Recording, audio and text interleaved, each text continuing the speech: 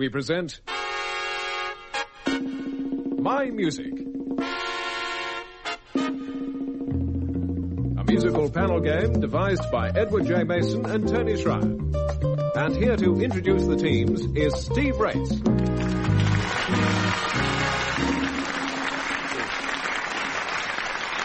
Thank you. My Music is the name of the game. We do have a point-scoring system, though only the listening audience seems to care about it. Contestants are, as ever, John Amis and Frank Muir in competition against Ian Wallace and Denis Norden.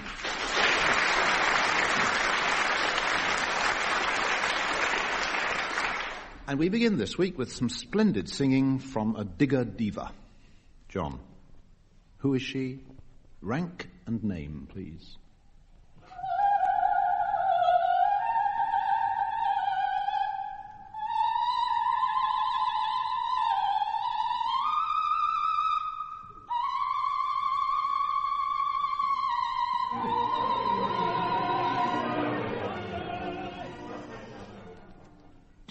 Whose song is it? There's nothing like a dame. Well, you're not like a dame, yes. Dame Jones Sutherland. Sutherland, no less. Yes, and that was a yes. D sharp she was singing there. Yes. I was reading not long ago Heinrich Heine, who described meeting Bellini. That is Bellini, isn't it? And he says how ethereal he looks and how virginal and how elegiac. He said the whole man resembled a sigh in dancing pumps. What a way to go down to history. Yes, it was indeed. It was from Sonambula. Anyway, Dame Joan Sullivan gets you a mark. Frank, can you name the singer here and the show?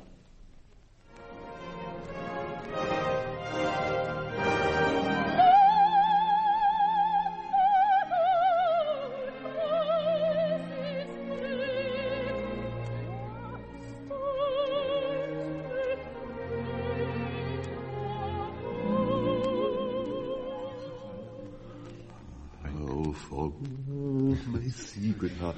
It's an old coward song from Conversation Piece. That's it, yes. And I presume it's Dame Sutherland again. Yes, it is. Dame Joan Sutherland singing yet again. That's a very beautiful voice. Ian, I think you'll be able to identify this decorated singer from just one word. The single word... Yes? Yes. Yes. Indeed. Count John McCormack. Yes, and in fairness to him, I think we ought to have the whole of that first phrase. Pale hands I loved beside the shady mar. Where are you now who lies beneath your spell? I wonder if any of the audience remember McCormack's broadcasts. Because in those days, everything was very straight, and great artists didn't ever chat. But when the announcer had said very stiffly, Count John McCormack is now going to sing whatever it is, there would be a silence, and then there would be a giggle, and then an Irish voice would say, "Come on, Gerald." It was always Gerald Moore. Yes, come on, Gerald. Dennis, your turn. The famous television actor Dennis Waterman made this record some years ago. Is love? Does it fall from skies above? Is it underneath the willow tree that I've been dreaming of? I like I've been dreaming breath of. Yeah. Dennis Waterman in his Oliver days. Denis Norden, switching to your Oliver memory, can you remember who played the Artful Dodger in the film? Jack Wilde. Jack Wilde it was, yes. I wonder, does anyone remember the Artful Dodger's real name in the book? Do you know, Frank? Dawkins. Yes. Isn't it Dawkins? Jack Dawkins, yes, that's right. Anyway, everybody's got a mark in that first round. I'll introduce the next round with two notes played on the piano. D, G. And you're awfully old. Well, no. No, The right. point is, really, that among people who work for the BBC, the initials DG are breathed with the deepest respect because they stand for the Director General. But there are other DGs in the world, and in music, some of them. John, which DG wrote a symphony which he numbered 5.5. Oh, I think this is Don Gillis. Don Gillis, an American composer. It's his Symphony number 5.5. Here are just a few bars from it.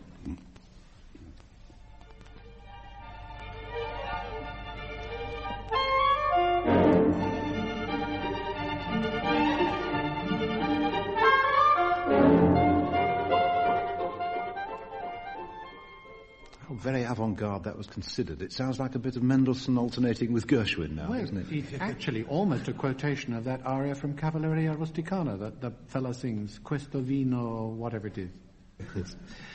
Frank, Cimarosa's opera, Il matrimonio segreto, was based for its libretto on a play written by an Englishman who was born in Hereford in 1717. Which DG would that be? Actor. Yes. David Garrick. David Garrick it was, yes. Ian, your DG wrote the words of Heart of Oak. Ah, yes. The same. David Garrick. David Garrick, yes, with William Boyce, 1759. Dennis, which DG wrote and recorded A Million Seller, 1958, and then saw it sell 1 million all over again 4 years later when Ray Charles recorded it? I'll play you a little bit of the composer's own version. I can't stop loving you, so I've made up my mind to live in memories of old lonesome time. The idea? It's not Pat on Ray Charles, is it? No, it's now, not. I'm composer. The reason, when I found out it was coming towards me, I wrote down all the DGs I can think of, and if it isn't one of these four, then I'm cooked. I've got Dizzy Gillespie, Dorothy Gish, Derek Guyler, and Dulcie Gray. Now, is it any one of those? It's a lovely thought that Dorothy Gish wrote a song for Ray Charles. No. Anybody in the audience know his name? Anybody know his name? No. Don Gibson, thank you. It was Don Gibson who wrote the song. Later, Ray Charles made it another million seller. Right. Here beside me is a piano, otherwise known as the Mighty Steinbeck. There are 8 tunes in my medley. The first 4, get your pens ready, chaps. The first 4 are for John and Frank to name. The second 4 for Ian and Dennis. So there are 8 tunes in the medley, 4 and 4.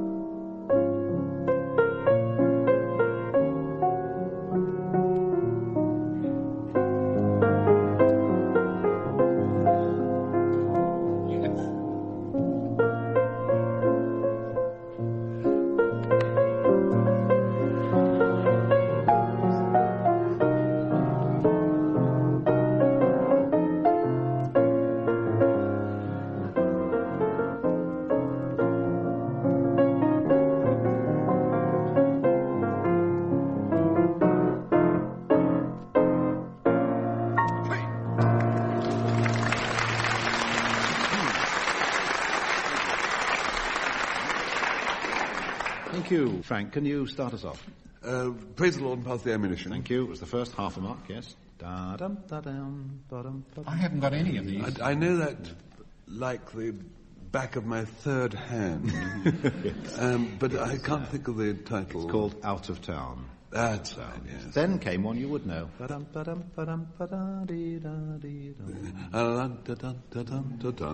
right. What is the title? Little Dolly Daydream. Yes, Little Dolly Daydream. And the fourth one? Why do robins sing? Well, in the evening, well, the castle they do. I know why. I know why, yes. It's made famous by a band that also recorded a song called Pardon Me Boy. Which of those was aimed at me, Steve? The next one. You've got 3 out of 4 your side, that's 1.5. Right. Ian and Dennis. Songs my mother taught me. Thank you. Yes, then? my friend here. My Funny Valentine. Yes. Two easy ones to follow. Buddy, can't you spare a dime? Can you spare a dime?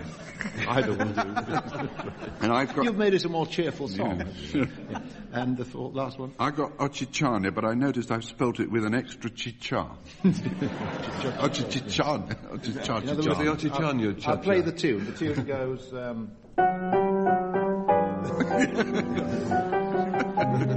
Chichornia. That's right.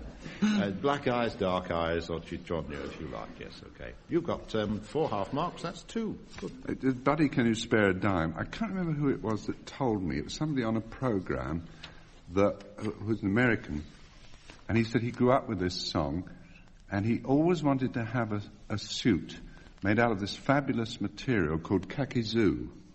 Because the bit that goes, dressed in kakizoo, he will look swell. Kakizoo. Kakizoo. Yes. The words of songs. They must be old songs, or you wouldn't be expected to have heard the words at all.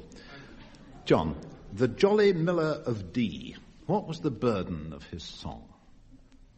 According to the song.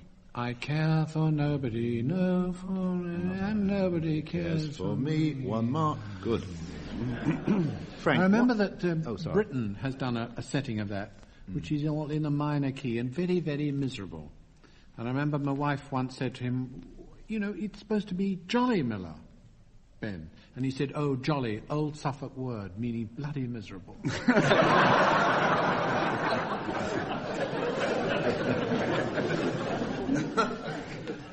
Again, the words of songs. Frank, what does my disposition depend on? You-hoo. You-hoo, that's right, from the song. My disposition depends on my disposition. It's going to be a long ride, folks. Sometimes I'm happy. It comes from this, that's right. It's a long way away from that. Yes, it is, actually. Lucky it isn't the Mass in B minor, isn't it, when these chaps go through Yes. We know the plot. Ian, what does the umbrella man use for repairing his umbrellas? Oh, it's just Bud Flanagan, isn't it? And the umbrellas and the umbrellas two men. Can I bring you forward? What you call? Oh, a thingamajig. Yeah. A thingamajig. That's right. He repairs them all with what he calls a thingamajig, yes. Dennis, according to Liza Doolittle's father, what was the gentle sex made for? The gentle sex was made for men to marry. That's right. To tend his needs and cook his meals. Yes, his food is cooked. His food is cooked, yes. With a little bit of luck. Yes, that's right. That's a very passable imitation of Liza Doolittle. Oh, you recognise, yes? Yes, it's her to the life, that one. Yeah. The subject is opera. John, I'm going to play you the beginnings of 2 overtures, or operatic preludes, actually sort of splashed together. Can you listen and then tell me how long passed between the births of the 2 composers responsible?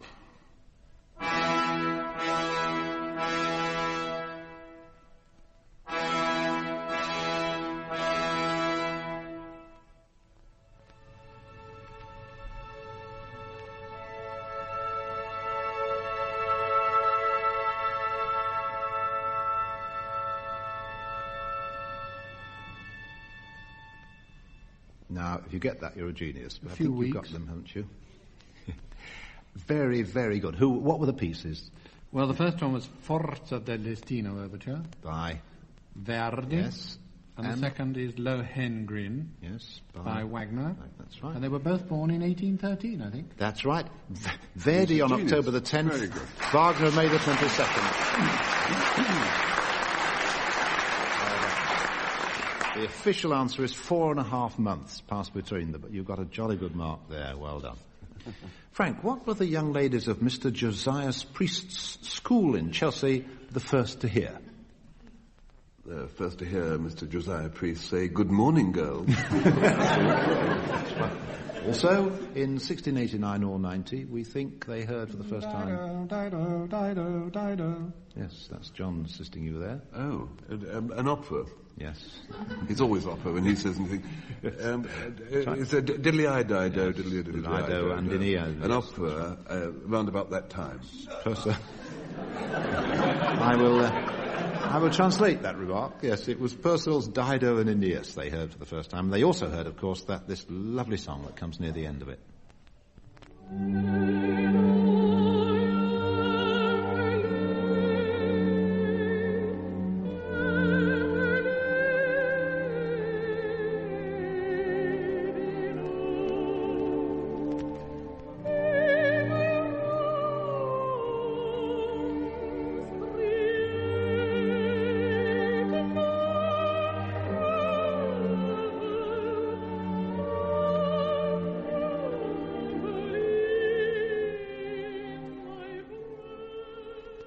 from Dido and Aeneas, When I Am Laid in Earth, the singer there, Kirsten Flagstadt. Ian, what in 1874 was based on a German comedy that had been a great success in Paris under the name of Réveillon? This is a work you know well. Well, the clue here to me is the year, 1874. Yes. The only piece that I know that happened in that year was, yes, Die Fledermaus. Another genius!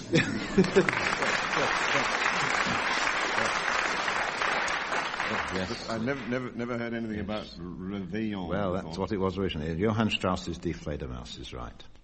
Dennis, it was leaving the geniuses now. Dennis. No, I think you might get this. Dennis, it was the first and greatest of the Verismo operas. One critic dismissed it as...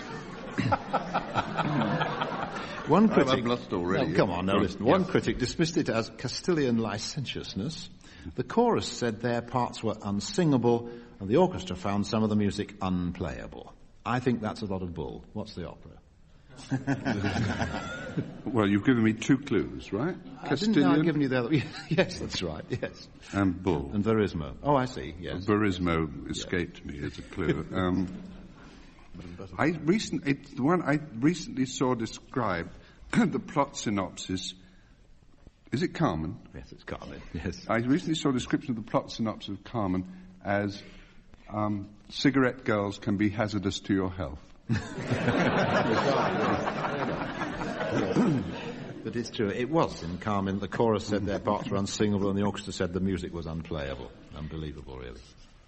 I was afraid it was going to be part of Ian's question, but Flagstad's contract for singing in Dido and Aeneas could appear in the Guinness Book of Records, couldn't it? Yes, it could. Yeah. Can you explain that? Because it's rather nice remark. Yes, because that was in Bernard Miles put it on in his house in St. John's Wood. And she sang for nothing, but they made the contract that she was to receive, I think it was 2 pints of Guinness per performance. It's the modern equivalent of a rose at midsummer or a peppercorn. Yes. All you have to do in this next round is supply a date. See how you are on dates now. Within a year, please, when music was composed or first heard. So, John, a date, please, for the first production of Verdi's Nabucco. Well, we've had that he was born in 1813. Yes. Nabucco, I suppose, came on in his 20s. Mm-hmm. 1829? If not early 30s.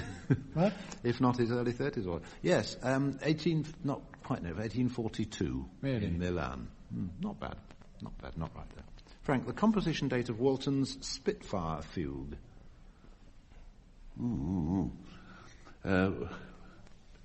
Early war, presumably slightly later than the Spitfire. Yes. I mean, the Spitfire came first, before the Fugue. Indeed, yes, that's right. So yes. I'd say 43. Near enough, 1942, actually, the composition. Ian, John Ireland's music for the film The Overlanders. Oh, well, it was just after the war, with Chips Rafferty. I would say 46. 1947. Good, near enough. Denis Norden, Vaughan Williams' film score for Coastal Command. Well, that was about the middle of the war. I would say about 1943. 1942 it was. So you've got the mark as well. Very good.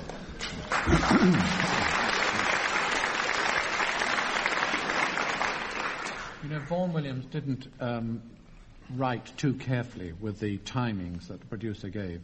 And when he used to send the music in, for film work, he used to say, right, well, here it is. If you don't use anything, send it back. I might be able to use it again. Yes, nothing weak. And he did, of course, with the Sinfonia Antarctica, didn't he, and various things like that. In fact, the theme from 49th Parallel turned up in another Vaughan Williams work as a beautiful little choral piece, The New Commonwealth. 4 love songs to end our show. What could be nicer than 4 love songs? Perhaps a change of singers could be nicer, I don't know. Anyway, a real tenor to start us off, and a real tenor song. John, We Are in Love with You, My Heart and I. A monocular version, perhaps, or not? So you mean it's Richard Tauber? Yes, that song, yes. No, do it your way. I'll try and do it my way. Let's see what happens. Your chord. We are in love with you, my heart and I. and we are always true, my heart and I. And when you're far away, each smile's a tear, and it's a lovely day when you are near. Maybe that love is blind when passion rules. Maybe my heart and I are just two fools. But if, my darling, you should ever say goodbye, I know we both should die, my heart and I.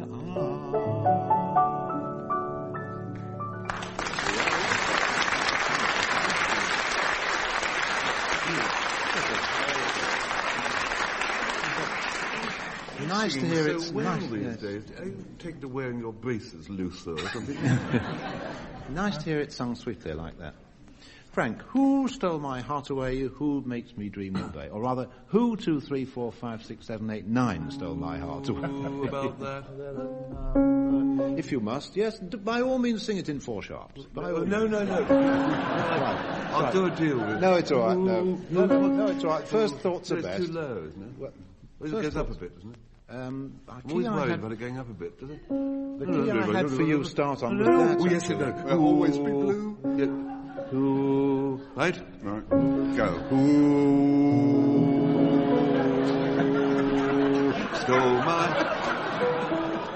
It's going to be You terribly really want to low. engage an owl? It's going to be go up a bit. No, try this one. Try. Right. Who stole my heart away? Makes me dream all day. Dreams I know can never be true. Seems as though I'll ever be blue. Who is my happiness? Who would I answer yes? Who would I answer yes? Who? No one but you. That's all right.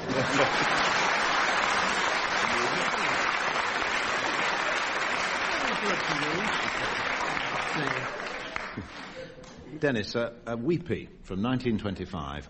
I had you, I lost you, I found you. Oh, yes. This is one of the great losers of music. Listen to his story. How's it go?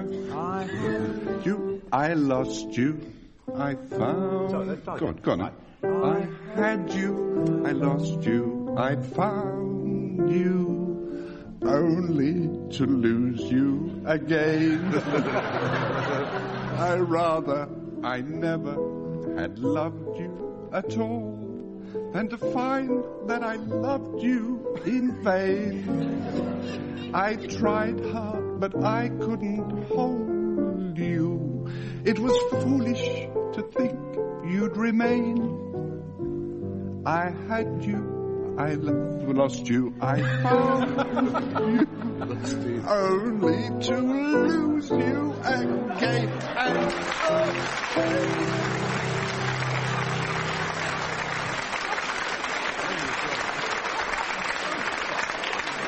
It's one of the great thud lyrics, isn't it? But it's actually practically a perfect synopsis of the story of Orpheus and Eurydice.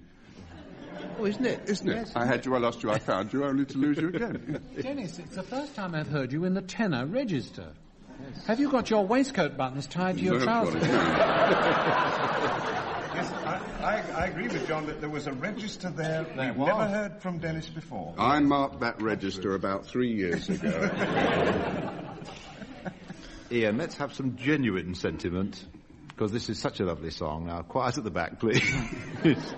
Drink to me only with thine eyes. Okay, shall I give you just 3 chords in?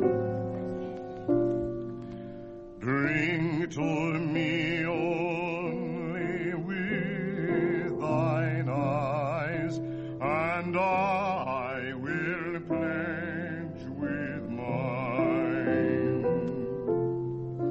All leave the cares within the cup, and I'll not look for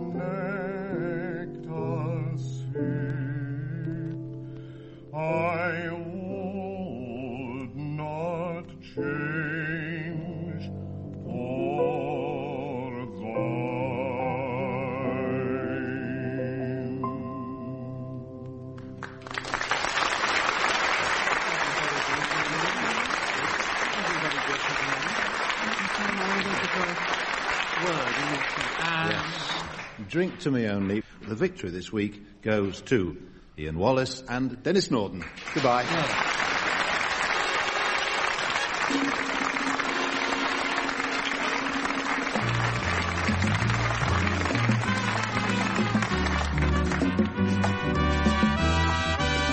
Taking part in My Music were John Amos, Frank Muir, Ian Wallace and Denis Norden. The chairman was Steve Race. The questions were compiled by Steve Race and the programme was produced by Tony Schreier.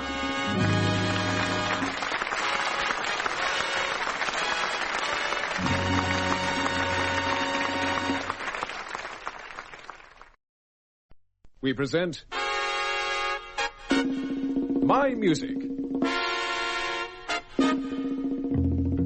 A musical panel game devised by Edward J. Mason and Tony Schreier. And here to introduce the teams is Steve Race.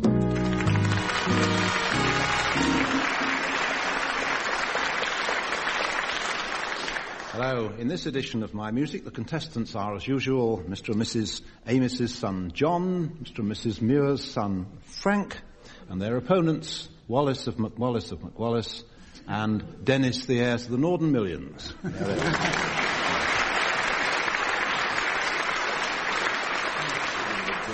I mentioned all this Mr. and Mrs. stuff because the first round, as it happens, is to do with husbands and wives. We were wondering. Yes, well, that's the answer, you see. Husbands and wives, Mrs. and Mrs.'s. John, which husband and wife team does this song bring to your mind?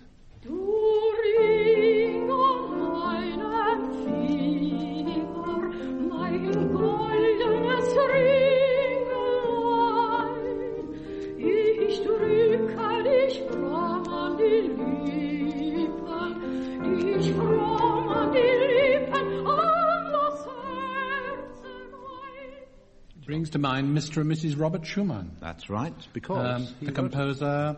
Well, it's called Frauenliebe und Leben, Woman's Life and Love. Yes. A friend of mine, Alec Robertson, whom some of the older listeners may remember, who used to do a lot of talking about music on the radio, told me that when he was a young man, he could manage to speak German, but he'd never mastered actually what it meant. And he used to sing through all these songs, and one day he was singing through this cycle, because he liked Schumann, and after, I think it was number 4 or 5, the friend who was playing the piano said, Alec, do you know what happened to that last song? He said, no. He said, you had a baby. Yes. The ring on my finger. Yes, number 4 from Frauenliebe und Leben by Robert Schumann, his wife Clara, to whom he dedicated, no doubt. Frank, one of the best loved marriage songs goes like this.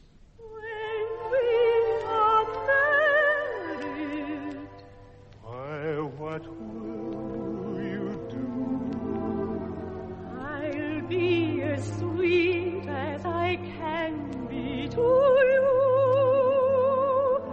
I will be tender and I will be true.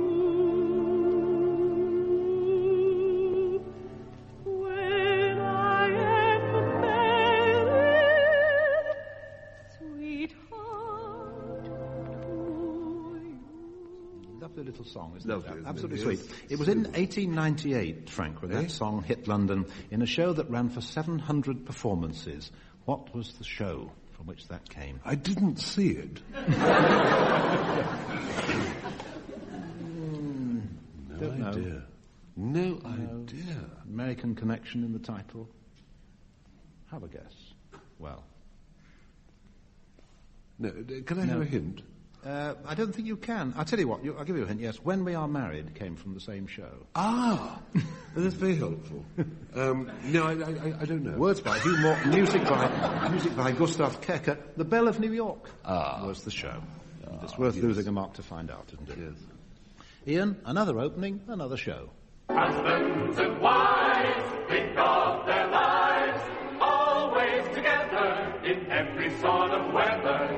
I wonder how the thunder anyone survives When the wives suspect the husbands and the husbands fool the wives. Ian, who composed that, and please for which show? Well, if I don't know which show, it's rather unlikely that I'm going to know who composed it. It sounds as if it would be somewhere in the pre-war period. Which war? You're not catching me that way. No, I meant post-Cressy. No. Oh, definitely post-Cressy. I would have said... Post-Bannockburn. It's post-Bannockburn, all right. No, I would say it was shortly after the First World War, sort of 1920s. Or even like during, really. Oh, really? You don't know, do you? No. We used to say... Yes, I think Dennis has got it. We used to say, Dennis, that Naffy rock cakes were... Made of the mountains. Made of the mountains. Your partner's got it. Made of the mountains, and the composer then would be... that was Harold Fraser Simpson. Yes, various composers involved, but he wrote the bulk of the better songs for the show. Harold Fraser Simpson, Made of the Mountains. I think he gets the mark, don't you? That side gets the mark, anyway. Dennis, in your case, not husbands and wives, but wives and lovers. Wives should always be lovers too. Run to his arms the moment he comes home to you. I'm warning you. Who's sung, Dennis, and who's the singer? Jack Jones. Yes. And it's a Burt Bacharach song. Yes, Bacharach, that's right. Burt Bacharach's tune, Jack Jones singing. Wives and lovers. Next round, with a clue to each, should you need it. John, who said, and of which work, I quote, very good, but the young man lacks inexperience. Lovely. It's a very nice remark, as Frank spotted, isn't it lovely? The young man lacks inexperience. Who was the young man and who said it? Was it one composer of another? Yes, one composer of a very young another. The composer who said it probably said it in French, and the other composer understood him. Yeah. Can I give you a musical clue? Wouldn't have been Eric Satie, would it? No, rather earlier. No, rather earlier. Shall I give you a musical clue? Do that. This was the work about which he said it.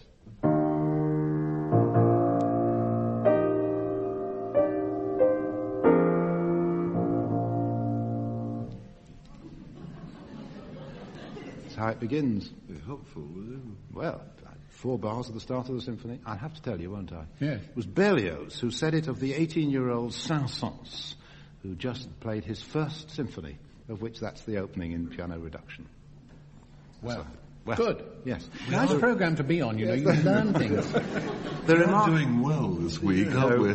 The remark, I may say, is often misquoted. Very good, but the young man lacks experience, they sometimes say, which, of course, is quite pointless. Yeah. Lacks inexperience is the nice quote. Frank, your turn. When the singer Niccolini finally left England, someone wrote, "Begone our nation's pleasure and reproach. Britain no more with idle trills debauch. Back to thy own unmanly Venice sail, where luxury and loose desires prevail." Words written in 1712. Can you give them an author, I wonder?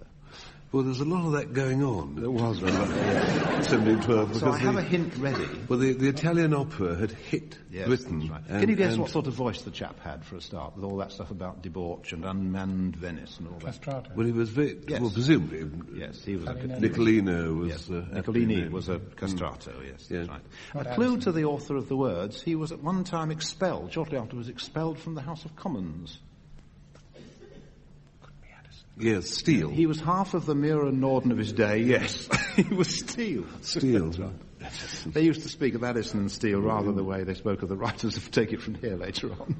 He was Not Sir much Richard... later Not on. much. You got it. He was, with a bit of help, he was Sir Richard Steele.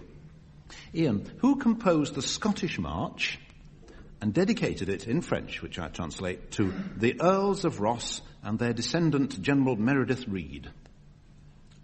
That's what I would call a tough question, Yes. Steve. Would you like a clue? Yes, I would love a clue. Here's a clue.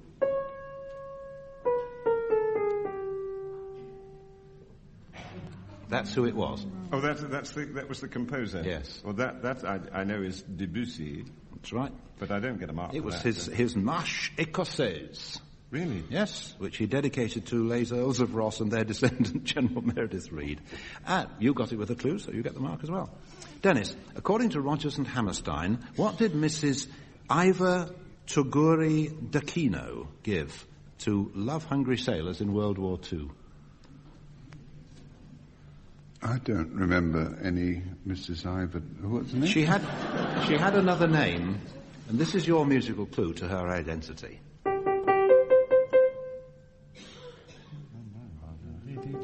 Oh, is it? I know. We get packages from home, we get movies, we get shows, we get speeches from the skipper and advice from Tokyo Rose. So what did she give them? I presume that's Mrs. Tokyo Rose. That's right. Tokyo Rose was Mrs. Ivor Toguri Dakino. Can you mind if I make a note of that? Do that by all means. So the answer was advice. We get advice from Tokyo Rose. Dennis gets all the easy questions. There's a strong association between paintings and music. In a recent programme, we heard some of the music associated with pictures from the National Gallery in London. And Glasgow Art Gallery has now followed suit and produced an LP of its own, from which these next 4 pieces come. John, you first, as always. On this record, the Pastoral Symphony from Handel's Messiah illustrates Turner's picture called Modern Italy, the Pifferari. After the music, can you tell me what's the connection between this music and Pifferari?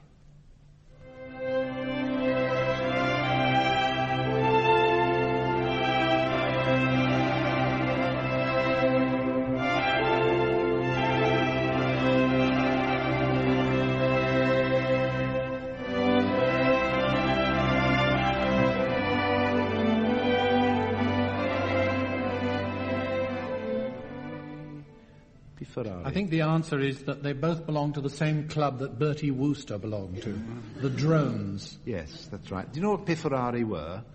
Pifferari is a kind of bagpiper. Yeah, they were the shepherd bagpipers from the Abruzzi Hills, and Handel, as you correctly said, used a bagpipe type of drone for the background to his Pastoral Symphony, a mark.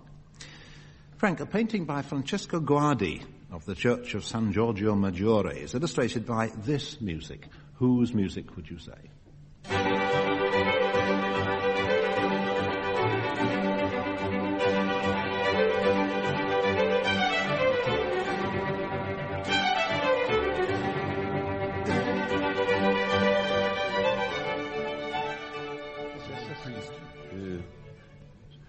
Yes. There's a lot of red in the painting, and I think it's by a ginger-haired composer. Yes, the Red Priest. Vivaldi. That's right, yeah, Vivaldi, known as the Red Priest, yes. Good. Ian, a painting by John Singer Sargent shows a society lady reputedly in the act of singing the last word of a favourite Victorian ballad. That's the sort of arrested moment in the picture. And this is how it begins. A voice from afar away, listen and learn, it seems to say, all that tomorrow shall be as today. That's the beginning of the second verse, but what is the last word of that song, Ian? Well, it sounds difficult, but difficult. No, it's not difficult at all. I think we're all right there. Yes. Amen. You're not far wrong. Cheerio. Or goodbye. Goodbye, yeah. Bye. Tosti. Tosti's goodbye. Yes, Tosti's goodbye. And in the picture, she's supposed to be singing goodbye, and that's her mouth. You know. I love the way in Scotland everybody says cheerio.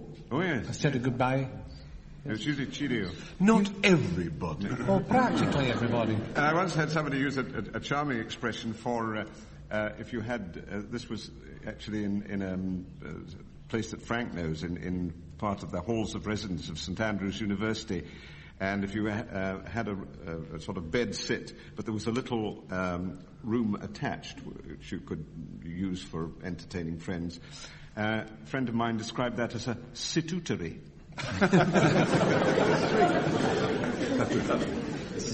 Yeah.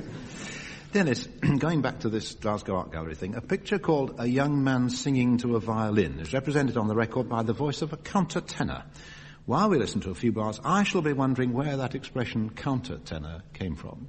I would have already in sound, niemand bekennt in der Nacht stille, Mardingel singen, overall, es mit den Mensch von Guten mir. So why countertenor, Dennis? Well, because of the days when people wrote things like that, there wasn't very much literacy around. And one of the essentials of a singer is to be able to count the bars, right? Yes. So they were given a simple test of counting from 1 to 10. Yes. If they were able to count from 1 to 10, they were known as a countertenor.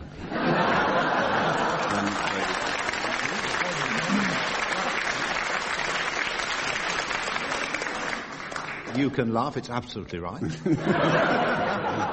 Also, because he sings the counter or opposite part. It's another reason why they called it the rest of the questions have been so difficult, I didn't know. The first time I ever encountered a countertenor, in fact, was in a recording many years ago of a Handel opera for which I was engaged. And I had many, many times heard on record or on radio famous countertenor Alfred Deller, but I'd never come face to face with him. And I arrived to do this recording on the first day, and I wasn't somehow introduced. And it was the most terrible experience for me, because Alfred Deller, had, in those days, and probably still does, had quite a big sort of RAF-type moustache. And he stood up to the microphone on one side and for a recitative in which I was taking part, and I was quite unprepared for the fact that this chap with this big moustache would suddenly sing and I went into a paroxysm of giggles, and I remember the contralto slapped my wrist. Does he do that, contralto? Oh, yes. So do countertenors sometimes. Control yourself, she said. But he was a marvellous singer, but it was just a little unexpected. Yes. I have now one question for all four of you. The one question for all of you. I'm going to ask you to write down your answer, and then when you read out what you've written, we'll see who got nearest to the truth. Or perhaps more interesting, who managed to get farthest from the truth. The question is this. What did the Princess of Cyprus do for only 2 nights in Vienna? I'll repeat the question. What did the Princess of Cyprus do for only 2 nights in Vienna? And John, because you may conceivably know the answer, I come to you first. What do you think she did for only 2 nights in Vienna? Any ideas? No. Cyprus only suggests to me musically something to do with Othello. And it's obviously not the case, otherwise why would Vienna be in it? You mean Othello the Moor of Cyprus? That's right. I think you would have to give me a clue. Well, we'll just press on. See, Frank, what did the Princess of Cyprus do for only 2 nights in Vienna? She ate chocolate cake, danced the waltz, vomited, and was sent home.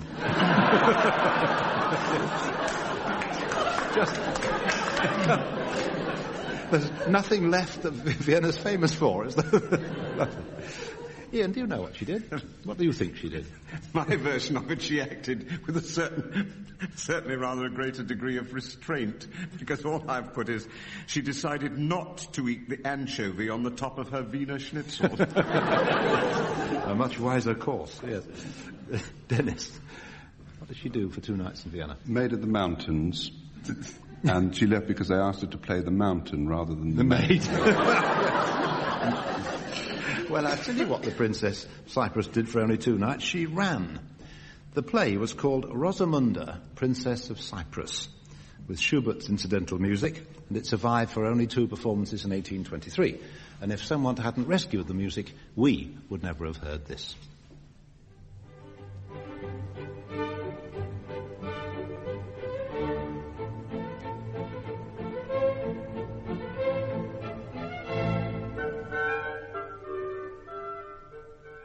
Schubert's music from Rosamunda, Princess of Cyprus. It's generally believed that certain well-known tunes can be performed simultaneously, and I had a letter from Wing Commander Peskett of Tenterden in Kent, who mentions 3. He mentions Swanee River, Annie Laurie, and Dvorak's Humoresque. Is it true, he asks, that those 3 tunes can be performed together without actual loss of life? Yes. I thought we would find out, and there's one easy way to find out. So, John, would you please sing Swanee River on cue? So it's going to start on that note. That'll be your note. Ian, would you sing Maxwell's Embrace of Bonnie? And I shall play ba-dum. We'll see how we get on. I'll give you a sort of dance band leader's lead-in, which will be 1, 2, 1, 2, 3, 4. Okay? So that's you. That's your note. Right, yes. Here's mine. Right. 1, 2, 1, 2, 3, 4. Maxwell's Embrace of Bonnie, wherever falls the dew, and it's there the mighty Bonnie, give me her promise true, give me her promise true. No.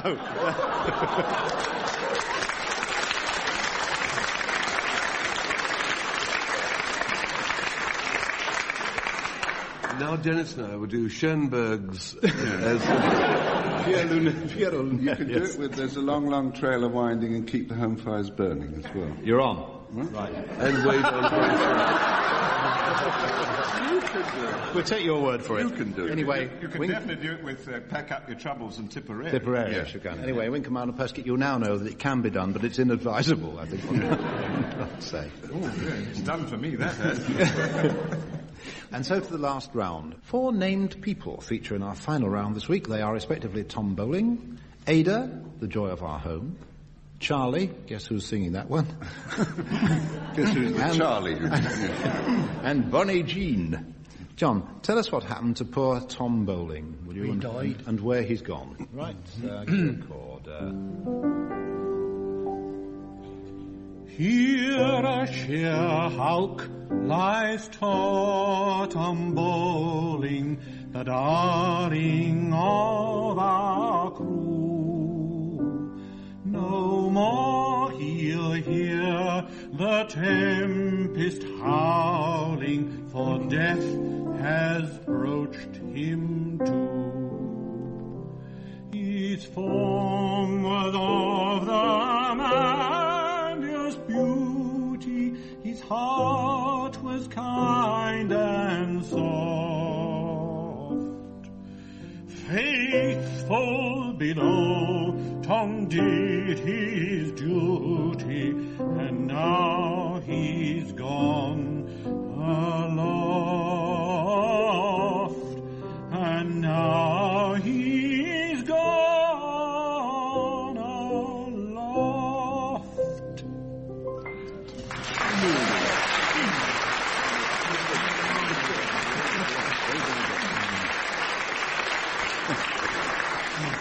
I think there must be 2 versions of that. Well, because it's out of copyright, everybody's done a different arrangement. But it's very difficult to sing any song that ends Yes, it is. I just dipped into my arrangement. Charles. Don't you love the rhyme, though? Tom Bowling, tempest howling. Howling, yes. They probably did rhyme in the early 19th century. A good point. Frank, the saga, I suspect this one's later in the 19th century, the saga of Ada, the joy of our home. Almost. From the opera? Too poignant for Verdi's Ada. I haven't been on the show all these years without knowing you mean Verdi's Ada. How does it go? How does it go? Ada, I'll play a little bit of the tune. Like that. Ada, the joy of our home, gone from the earth, where does she roam? Fond hearts still sigh o'er her tomb. Ada, our loved one, is gone. Ada, the gentle and fair, happy by day and at night with no care. Ada, with light waving hair. Ada, our loved one, is gone.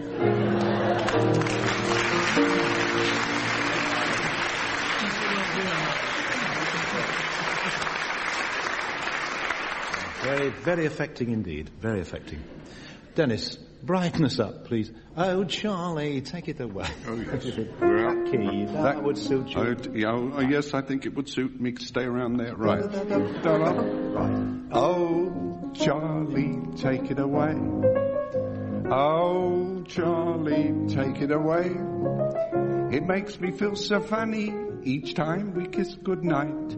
It makes me quiver, it makes me shiver, it fills me with delight. But oh, Charlie, take it away. Oh, Charlie, take it away. The little bit of hair you wear upon your upper lip, it tickles me, Charlie. Take it away.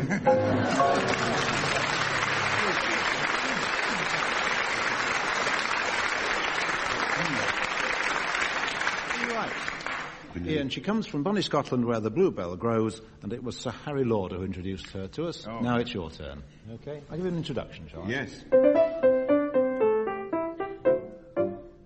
In a nice wee hoosey on the banks o' Loch Lomond lives the bonny lass that I love best. There's no mistake about her, I could never live without her, for there's no another like her in the West. She lives wi' her granny, her dear old granny, and very fond of her she seems to be. I ken her granny loves her, 'cause everybody loves her, but there's no one loves her half as much as me. I love my Jean, my bonny, bonny Jean. Oh, she's very fascinating and she's only 17. Her hair is nice and crimpy and her cheeks are like the rose. And she comes from bonny Scotland where the bluebells grow.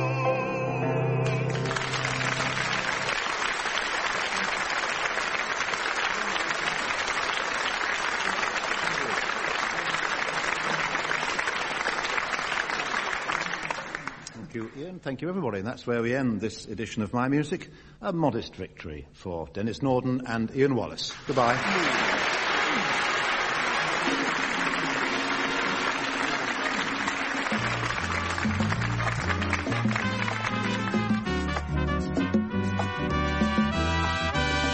Taking part in My Music were John Amos, Frank Muir, Ian Wallace and Denis Norden. The chairman was Steve Race. The questions were compiled by Steve Race, and the program was produced by Tony Schreier.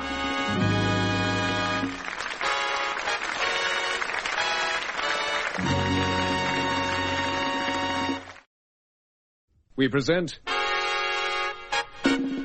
My Music, a musical panel game devised by Edward J. Mason and Tony Schreier. And here to introduce the teams is Steve Race.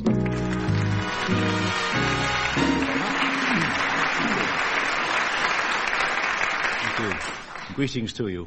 If you enjoy the incomparable music of Smetana or Cleo Lane or Denis Norden, then this is the show for you. I hope you'll join me. It's a harmless quiz in which John Amos and Frank Muir compete against Ian Wallace and Denis Norden.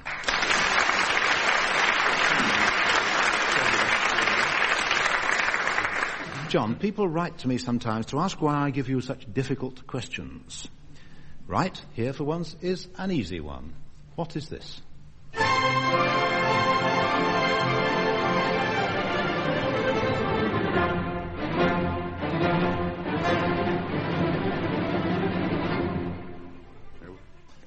It was worth sending those letters, wasn't it?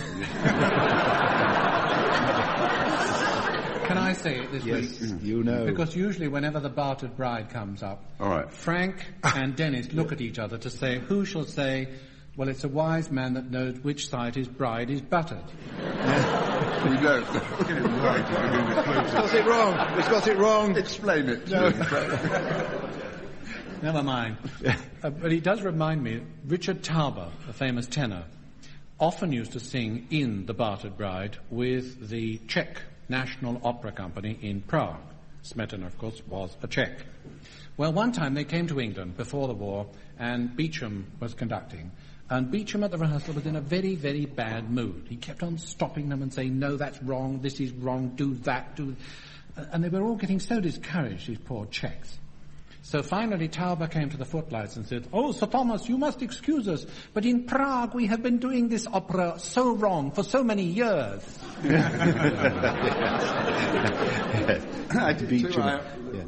hadn't thought this for ages, but when colour television first came in over here, they used to run colour tests. There were only a few colour programmes on BBC, and there used to be a programme called Late Night Lineup. And I always remember hearing the presentation announced saying, "Late Night Lineup tonight will be in colour, and it will feature a Czech soprano."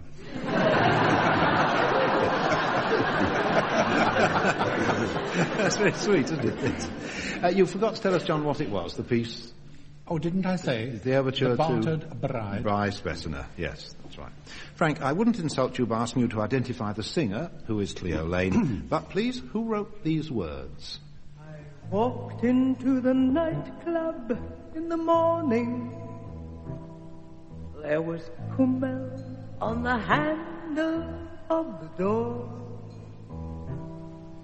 The ashtrays were unemptied, the cleaning unattempted, and a squashed tomato sandwich on the floor.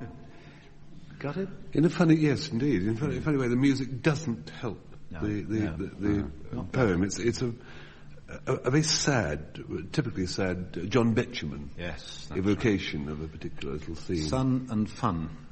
On the record label by Sir John Betch. It's a lovely finish, isn't it?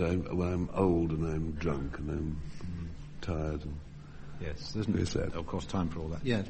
If you ever have been in a nightclub with the lights up, have you? It is the most disgusting sight you ever saw. With full knowingly. Oh, terrible, yeah. John Betjeman gets you a mark. Ian, Cleo again and again, whose words?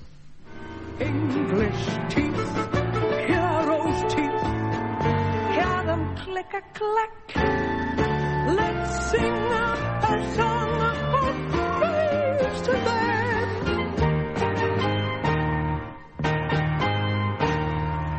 3 cheers for the brown, grey and black. Yes. English teeth. Words by... Oh, Spike Milligan. Yes, it has to be, doesn't it? Spike Milligan's words. Dennis, you remember Pericomo's Catch a Falling Star.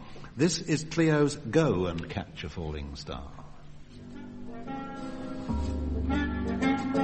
Go and catch a falling star. Get with child a mandrake root. Tell me where all past years are, or who cleft the devil's fool. Whose words, Dennis? John Donne. John Donne. 1572 to 1631. Yes, John Donne. As I say, not to be confused with Pericomo's very similar title, Catch a Falling Star. Talking of similar titles, which is what I wanted to do, Mrs. Mary Goodrum writes to me from Brimsfield, Gloucestershire, recording that her son, when very young, kept asking for a tune called The Music and the Snow. Any idea what that might have been? The Music and the Snow. It goes, I hear music and the snow on there.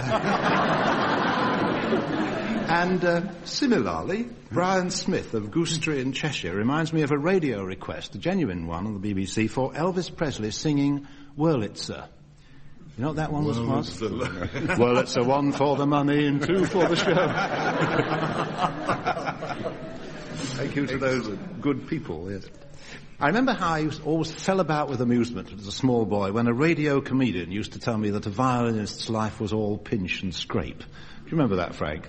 Yes. Before you started writing scripts. This round of questions concerns the pinch side of violin playing. In other words, pizzicato. A round of questions about pizzicato. John, you first. What can you tell me, please, about this?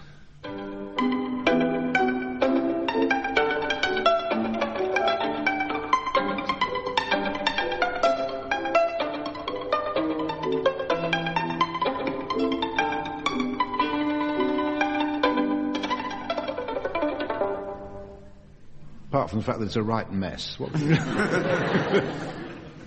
Well, the old adage, I think it'll never get well if you pick it.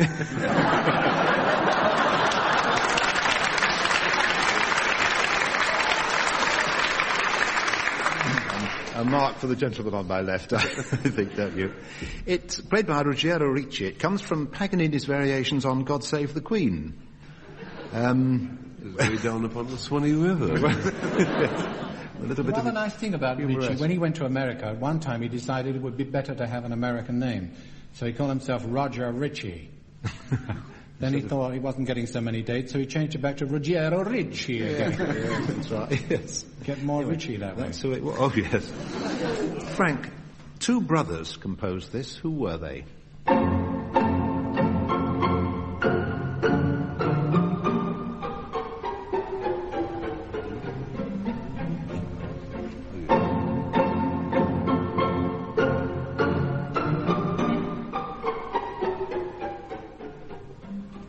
You can almost taste the chocolate cake, can't you? Yes, you can, that's right. Two names? The Strausses.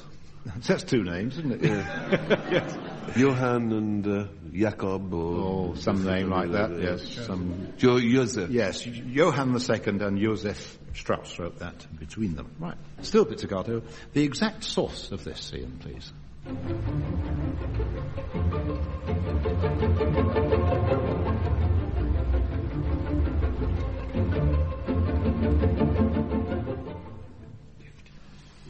Exact source. Oh, goodness me. That means the label number. Yes. You know. Yes. Yeah. All that I do know is that it's a Tchaikovsky symphony, but right. I don't know. Yes. I can't. That's the sum total of my effort on that one. For which symphony did he write it? Could it have been the fourth? Yes. Yes. I can't give you a clue to the movement, can I, really? Well, you could. The third. Yes, it's the third movement of the fourth symphony by Tchaikovsky. Right. Denis, title, please, composer and the name of the show, which featured this pizzicato tune.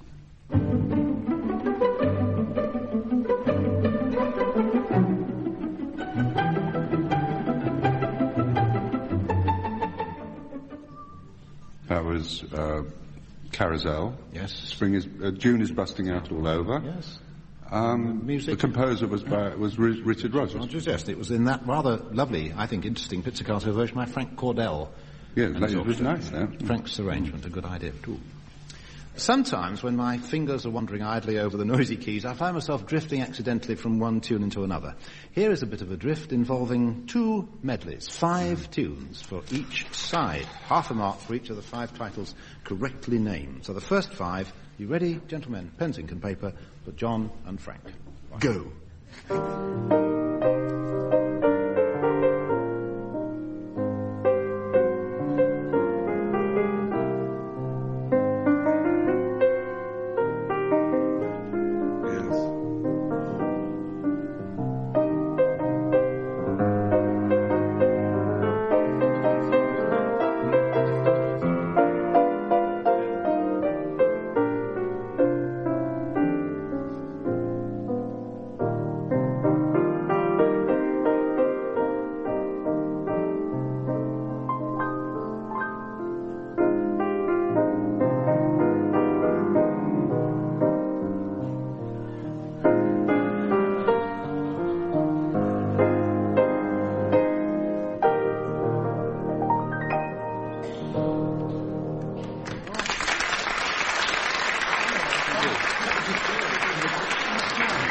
A mere trifle. Now, your 5 tunes, before we go on to the other side. Right, your 5 tunes. I thought you'd incorporate them. They were there, 5 tunes. Yes. No, those are yours. Any idea of what they were? It's Something in the Rain. Yes, Garden in the Rain. Garden in the Rain, yes. that's right. 'Twas just a garden in the rain. 'Twas just, yes. Then, Little man, you've had a busy day. Oh, thank you, John. Yes. Then, John, you might know this one. It was the middle of something. Spread a little. No. Much more Wallerish than that.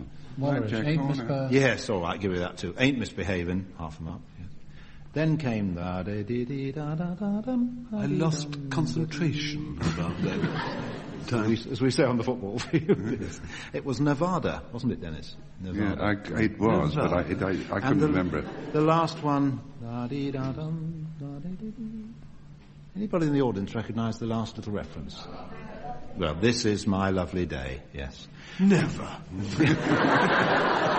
3 out of 5, Certainly 1.5 marks for the team on... Well done. Thanks.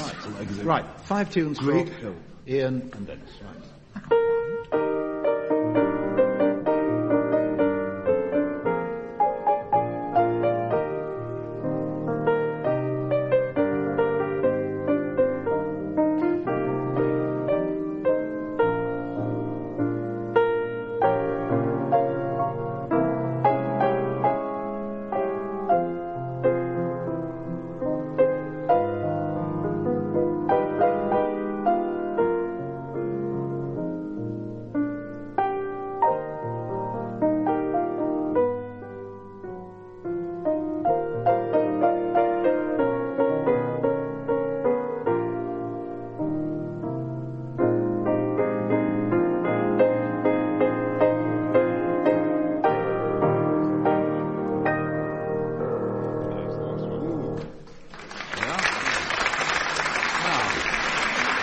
I didn't see your pen brushing over the page much, Dennis, there. No, I found the first one, Ian. I'm only a strolling vagabond, and that's my lot. I've strolled away. Oh, didn't you get... Got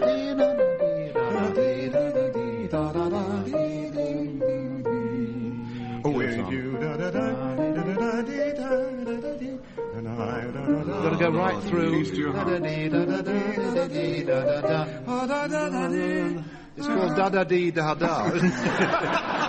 A Paradise for Two. Oh, a paradise, yes. Then, our heart holds a cloud together, and what makes the sky so blue? Is it sunset? Something Sinatra, What Makes the Sunset? Yes, sunset. Ooh, did he get that? Yes. No. I didn't. I knew it was something to do with I helped the other side a bit. Sunset in the Then Prado. 2 more.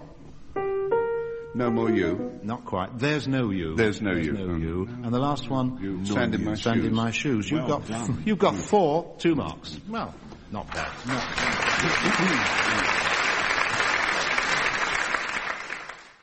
This is a round of questions about greatness. John, who was the great man behind this flute concerto?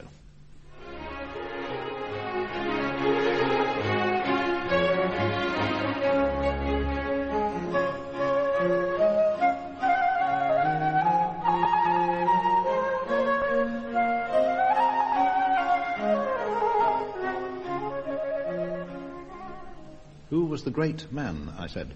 Behind that flute concerto? Yes. Behind the flute? He wrote it. No, he wrote it. He wrote it for himself to play. For himself to play? Yes. A flute player? Well, it's a lulling idea. A great flute player. What? A great flute player. Great flute. Ah! Fred! Give you any more? Fred! Fred of Potsdam. Great Fred. Frederick the Great. Yes. King of Prussia. You know, Brahms once said, you should always be careful of a royal composition because you never know who wrote it. Yes, who really wrote it. Although Fred the Great really did write music for me. Bach dedicated his musical offering to him, so Bach was not easily fooled. Right, still greatness. Frank, what's great about this?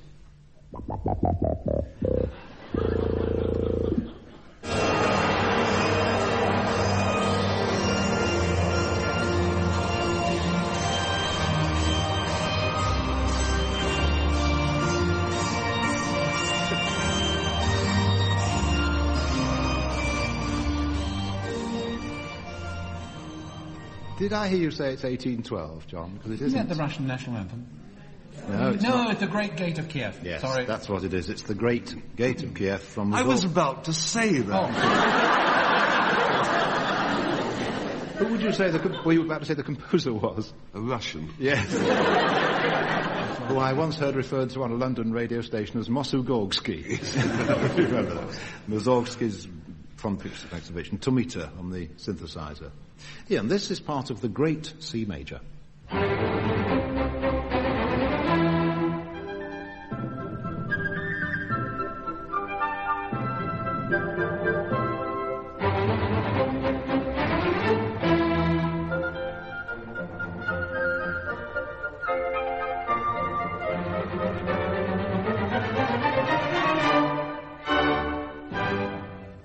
The Great C Major. Ian, whose Great C Major? Yes. It's a symphony. Yes, I'm not a. that's right. I don't regard symphonies as my strong point. No, it's in C. In C. If it's Deutsch 944. Deutsch 9. Well, Schubert. Yes. Schubert is right. Yes, you just got it with a Help, but of course I helped John as well. Dennis, the song "Great Day." Who composed it, and please for which show? It was Vincent Youmans. Yes. And the show was called. And the show was called Great Day. Yes, 1929. You've got them up. Let's see if you can identify a song from just one of its lines out of the middle. This should be quick, I think. John Amos, "I'll be visible for miles." Where does that come from? Bach Cantata number 182. I'm not in a position... Ich können sehen von vielen Kilometern. I'm not in a position just offhand to argue no, with I thought you meant. That's Deutsch too. That's the line. Do you know it, Frank? Going to get so lit up, I'll be visible for miles. Oh, yes. I'm going to get lit up when the lights go up in London. No, Mark. Frank, again, what's it from? I'd rather have his job than mine. When I'm cleaning windows. Yes, that's right. The blushing bride, she looks divine. The bridegroom is doing fine. I'd rather have his job than mine. When I'm cleaning windows. Again, Ian, a line. His wife said, "Oh, Jack, if you don't put them back..." Oh, dear. Steady. That's all I said. From a song. That's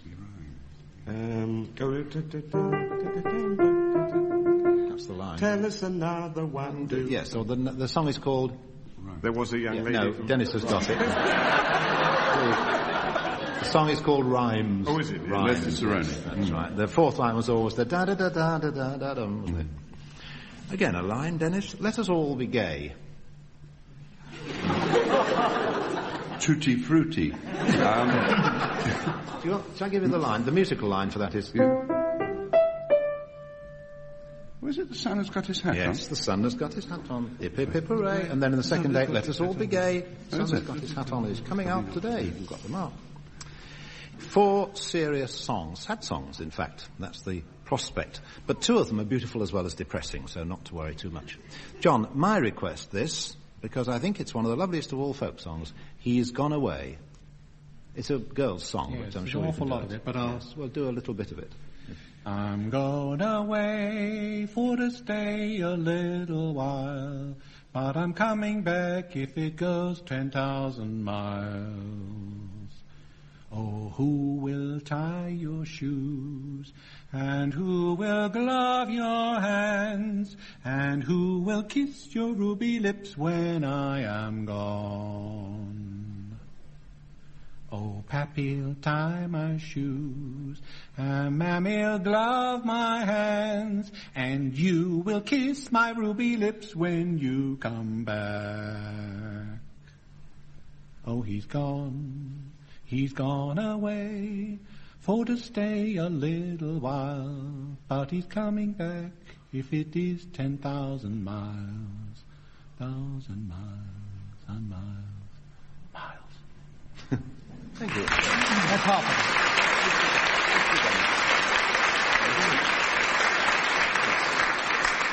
Very neatly done. Yes, it's a nice song, isn't it? Nice Yes, song. lovely song. Lovely. I can't understand why you don't play when John sings. Well, I don't accompany the really genuine folk material because they didn't have pianos as they strolled around the Middle West singing these songs. So why don't you learn the guitar then? Don't just sit there, Steve Ray.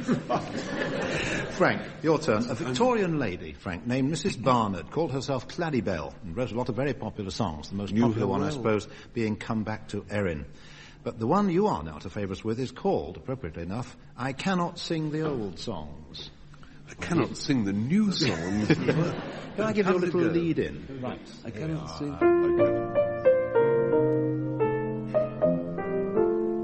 That one, right? I'll have a do. Yes, do. I'll have a do if you're willing. I'm not sure that I need an accompaniment. Yes, I will. It's not a folk song. I can't do that. Do do yourself an injury, my Frank, friend. it is... how many times I've had to say this to you. It is going to go higher later on. So true, so true. Can we just sort of go up a bit? Yes, about half an indeed. inch. Yes, let's try. I cannot sing the old songs I sung those long ago, for heart and voice would fail me, and foolish tears would flow. For bygone hours come o'er my heart, with each familiar strain. I cannot sing the old songs, or dream those dreams again. I cannot sing the old songs, or dream those dreams again.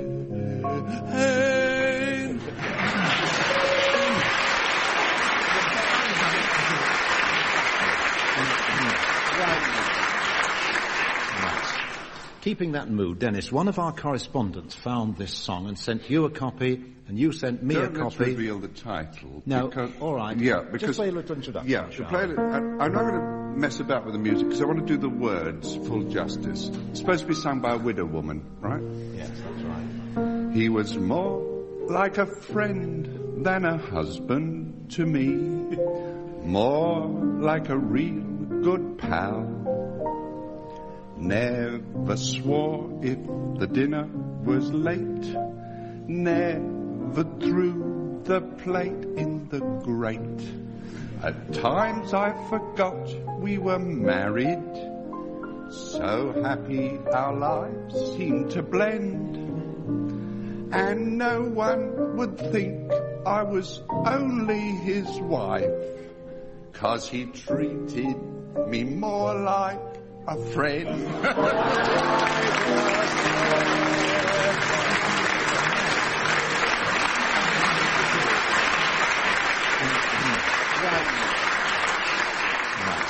Ian, your song, another great favourite of mine, dates from 4 years later. That was from 1910. This is from 1914. There's a long, long trail a-winding. And shall we ask the audience to join? I'll sing it, and then would you all like to join in this one with me? Second chorus. We're pushing Ian, up. let's have the audience sing it, and you don't. No, we'll have a chorus. Because I'll come in on the second chorus. No, we'll have a chorus from you, then I'll push the key up one, and in the audience comes. Okay, here's your... There's a long, long trail a-winding into the land of my dreams, where the nightingales are singing and the white moon beams. There's a long, long night of waiting until my dreams all come true, till the time that I'll be going down that long, long trail with you. There's a long, long trail of winding into the land of my dreams, where the nightingale, and a white moon, and a white moon beams. There's a long, long night. There's a long, long night of waiting until my dreams all come true. Till the time that I'll be going on that long, long trail with you.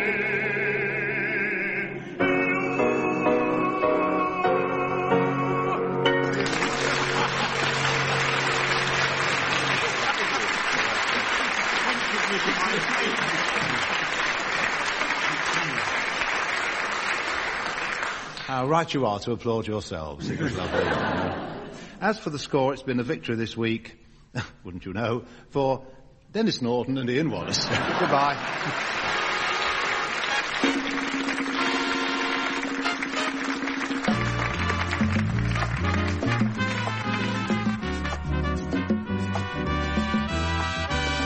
Taking part in My Music were John Amos, Frank Muir, Ian Wallace and Denis Norden. The chairman was Steve Race. The questions were compiled by Steve Race and the programme was produced by Tony Schreier.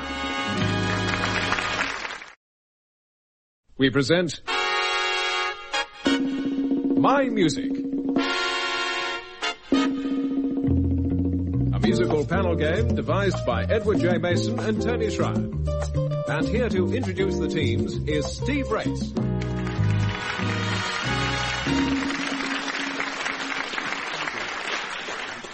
Thank you, and welcome to a sporting occasion. The contest between John Amos and Frank Muir on the one hand, Ian Wallace and Denis Norden on the other. In other words, My Music.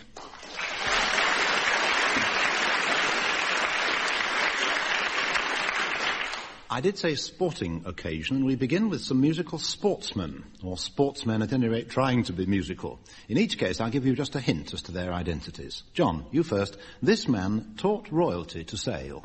Australia, my lads, is a mighty fine place. Heave away, heave away, heave away, heave away. And to go there, my lads, is no disgrace. We're bound for Australia. Heave away, my bonny boys. Heave away, heave away, heave away. John, that's foxed me. It has, that's right, yes. No, I've never had occasion to use his Christian name. I don't know whether he's Uffa or Uffa or... He's Uffa. Uffa Fox. Unidentified sailing object. Oh, very good. Well, he's clearly Australian. Well, yes. Uffa Fox, sailor, author, one-time shipmate of the Duke of Edinburgh, and singer. I went sailing in Australia, you know, last October. It was off the coast of Queensland, but they didn't sing much, you know, the sailors. We went marling hunting. Marling, yes. At least I didn't, but I mean the brave chaps did. Have you ever seen that done? Sort of Ernest Hemingway stuff, you know, you sit in... They're like swordfish, aren't they? Aren't they things with long proboscis or whatever? These chaps I were with, they caught two, but they were too small, so they threw them back. They were only 800 pounds. You only catch them and bring them aboard if they're 1,000 pounds or more. You think. Lovely.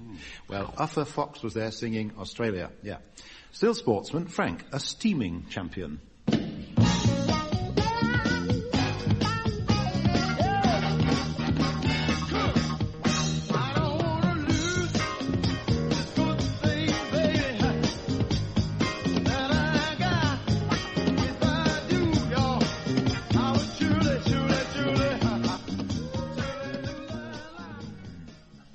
Steaming champion, I said. Mary Peters.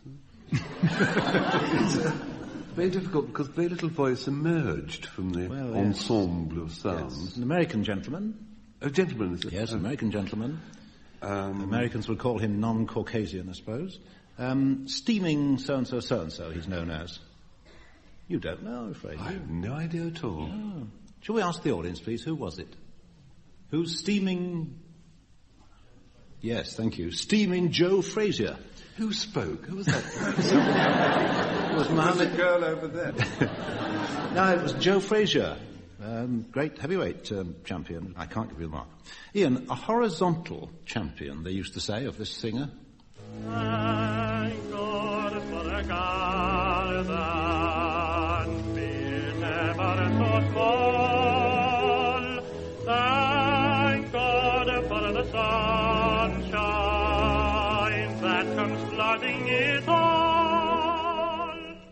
It's going back a bit. It is going back a bit, yes. Yes, a picture comes up on my sort of cinema screen of crinkly black hair and a rather bashed face. And it's Jack Doyle. Jack Doyle it was, the Irish boxer. Probably, I think, the best singer who ever boxed, or perhaps the other way around. Yes, Tommy Trinder used to say that Jack Doyle, at the time, used to say Jack Doyle got arrested at customs trying to leave the country because on his passport we had professionally put down boxer. Dear, yes. He didn't say that in the presence of Jack Doyle. No, he didn't actually. Jack Doyle came after him with his lovely film star wife, Movita. That's right, yes. That's right. Movita. The other thing they used to say about Jack Doyle was that instead of singing Mother McKee, it would be better if he'd fought her. Yeah. Remember that? It was Tommy Trinder, I think, who coined the great phrase of the various ages of men, which were young, middle-aged, and my goodness, you look well. That's nice. Dennis, your turn. For you, a master, and quite a good singer, too. Come fly with me, let's fly away. If you can use some exotic booze, there's a bar in far Bombay. Come fly with me, let's fly away. Come fly with me, let's float down to Peru. Not He's at all good, bad. isn't he? Yeah. Yeah. Fly with me. He's not a pole vaulter or anything like that. No, a master, I said. Master. Chess? Golf. Golf. No, golf. Golf. Yes. I'm sorry, my thoughts go to No, chess. Yes. Green jacket gentleman. Just happen I play golf, you play chess. What? Do you recognise the voice? I thought you would. No, I don't know. I don't know the golfers. Do you know the golfers? Jack Nicklaus, suddenly the name comes No, I don't think he would sing a swinging song like that. Why wouldn't he sing it? What nationality? British. Oh, British. Comes from my home county. Oh, you're Tony Jacklin. Yes, Tony Jacklin. Well done, It Ian. was Tony Jacklin singing "Come Fly With Me," and really making a very good job of it too. Grow a moustache. Extremely talented man. This next round concerns mainly opera. John, born in Cannes, 1904, she made her debut at the Met in 1931. She never actually won an Oscar, but she did win the Légion d'honneur, which I, for one, would prefer, I think. Can you give her a name, in fact, two names for her, please? Are they both 4 letters? Well, yes, I count the 2 4-letter words as one name, really. Yes, have a go. Tell me. Lily Pons. Lily Pons, yes. Pronounced like that, 2 Pons. Otherwise, Mrs... Well, she was married to André Castellanets. Yes, she was Mrs. André Castellanets. I heard a lovely thing about right. President Ford introducing Beverly Sills at a White House concert. I can see Dennis knows this. Yeah. And he said, I'd like to introduce Beverly Sills, who sings everything from Verdi ballads to Strauss operations.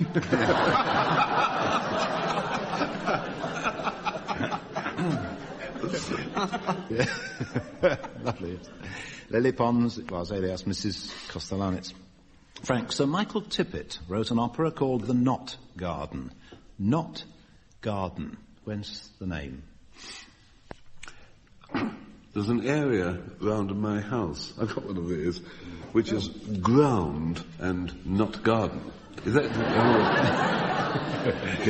Also, it's K-N-O-T, isn't it? Yes. Mm. Well, it's a very old phrase for rather contrived flower beds. Yes. And it's a flower knot, was a flower garden. Yes. Could you put a precise period on it?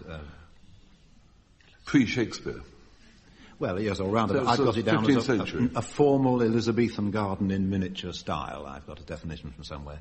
And from Francis Bacon, as for knots or figures that lie under the windows of a house, they be but toys. There's other references to, yes, the knot garden. Ian, talking of Lily Pons just now, I read that the Met revived for her operas that had long been neglected for lack of a suitable soprano. L'Acme, La Sonnambula, Le Coq d'Or. She also sang the taxing role, it says, of Linda. Linda who? Oh, there's an opera by Donizetti called... I've never heard it, but I've heard a very taxing soprano aria on record from Linda di Chamonix. Absolutely, that's right, by Donizetti. Dennis, where might you have heard Janissary music? Well, I've been to Istanbul, so I do know yes, that's right. This because we had a very boring tour guide.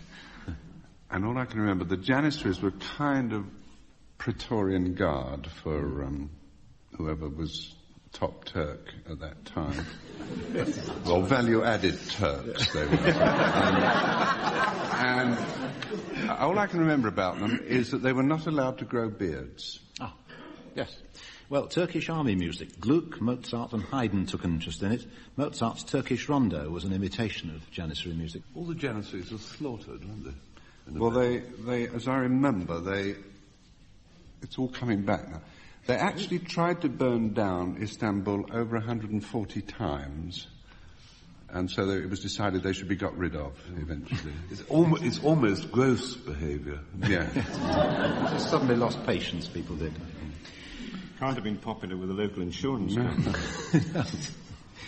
I'm going to play you just the middle bit of a popular song. Go on. And ask you to name the song, but I should warn you that any singing will cost you a penalty of, say, half a mark or something. John, here's yours.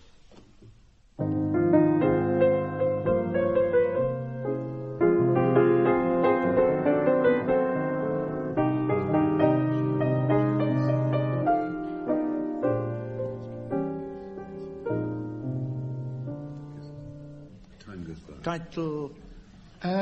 Time goes by, and I'm still waiting for my friend on my right to tell me what it is. Oh, no.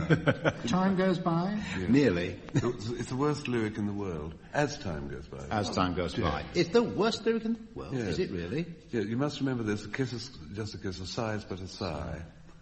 The sentimental things apply. That's a nice line. Have you ever listened to operatic lyrics? That is a gem, but the side of they're in a foreign language, so it doesn't Exactly, count. I was just going to say, that's why I always sing everything in a foreign language. Yeah. Says Frank, I'll make a joke about it. Has John got 1 out of 1, do you think? Yeah. All right, then. As Time Goes By was the title, yes. Right, Frank, a little bit for you. Go on then. Right. See if I can.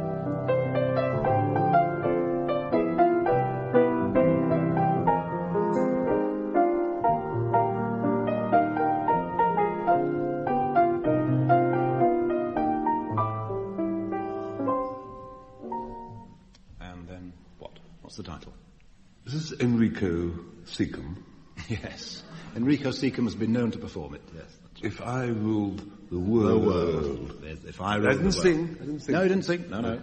Right. Ian, one for you.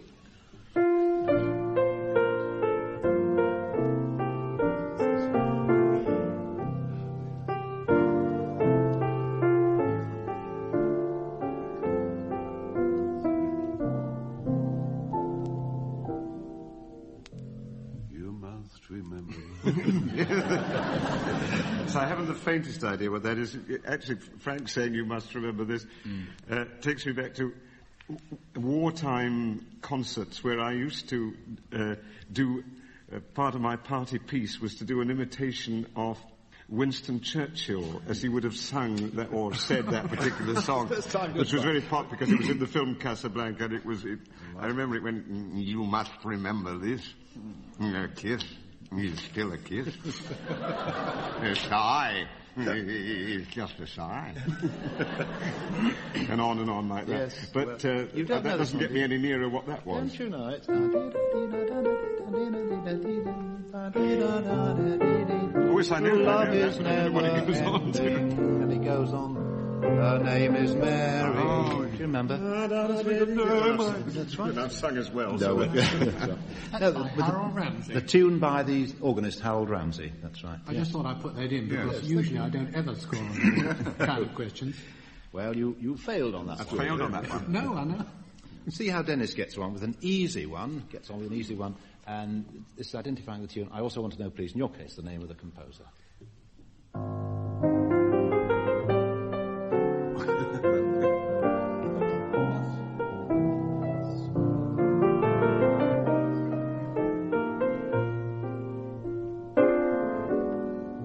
Imagination is thrilling. Yes. Imagination. Composer? Composer.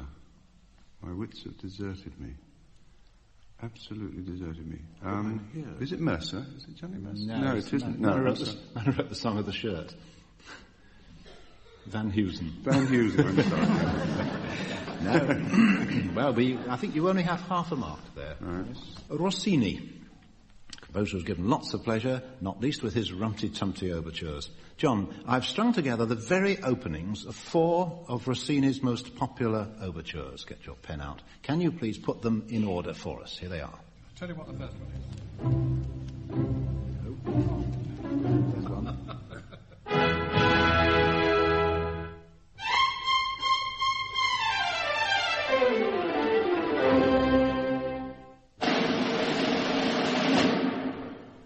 There are 4 Rossini overtures. I can't remember what that first one is. The second one's the Barber of Seville, the third one is Scala di Cetra, and the fourth one is La Gazza Ladra. Yeah. And you must have got the best part of 1 mark. Very good. I think he's got 1.5 out of 1, don't you? The first one was The Italian Girl in Algiers, then The Barber of Seville, then The Silken Ladder, La Scala di Seta, and The Thievish Magpie, which is La Gazza Ladra. Frank, here's a bit more from The Barber of Seville overture.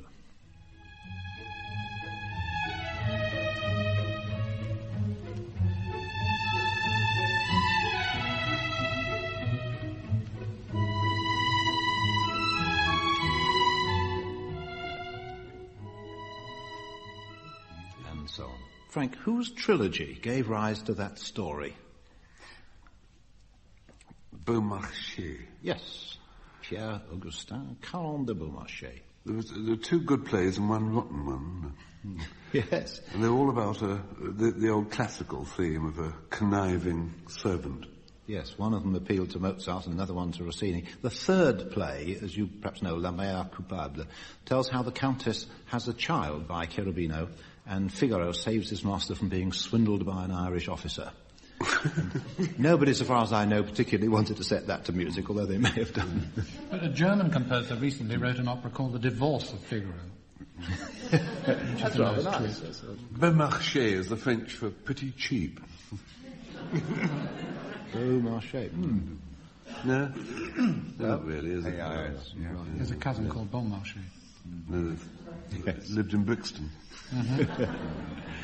Ian, here's some more of Rossini's music.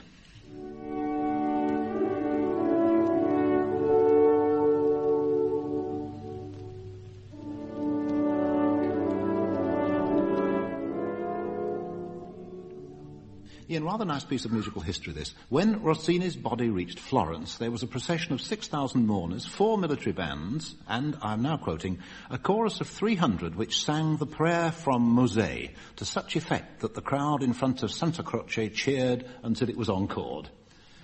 Splendidly Italian scene, but what, please, was Mosè? Oh, dear. When we started around on Rossini, I thought to myself, now Rossini is something about which I know a little, having sung in a few of his operas, and surely there will be something here. Mosè. Never heard of that. Really? No. Well, then unless it can't be a reference to the... It's a translation Alexander and Mosè. Translation of somebody's name. Any ideas, Dennis? Mosè. How do you spell it? M-O-S-E. Moses, I presume. Yes. Now, Rossini's something to do with Moses? Well, presumably he must have written an opera about Moses. Mosè in Egitto. Moses in Egypt. Really? Oratorio. Yes. Yeah. Oh, it was an oratorio, not an opera. That's right. So you're saying it as though it doesn't count for that reason? No, not at all. I'm just sort of covering myself, and I thought I knew most of his operas. A friend of mine in the audience, a Yorkshireman, who sings in Messiah at the drop of a hat, he'll come up and crown you if you suggest that oratorio isn't music for any reason. Well, I wasn't suggesting, I was just saying it's a different branch. Of course, yes. Dennis, we heard the opening drum roll of The Thievish Magpie. We'll hear a few more bars from the overture, after which tell us either what the story is about, please, or what it might be about. Either will do.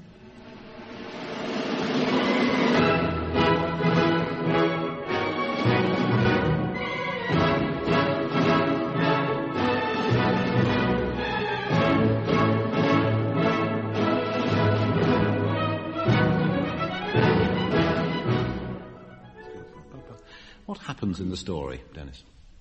Well, there's this magpie. There is. You're on. Yeah. I can only presume, as you know, I don't know the story, but I should think it's the same story as goes through, I would imagine, practically every folklore, and also quite a few pulp detective magazine stories about somebody who's unjustly accused of stealing something which actually some bird has come down for his nest. It must be one of the oldest story constructions that there are. That's right. A servant girl condemned for stealing a spoon is pardoned when it's found in the magpie's nest. Yes. Well done.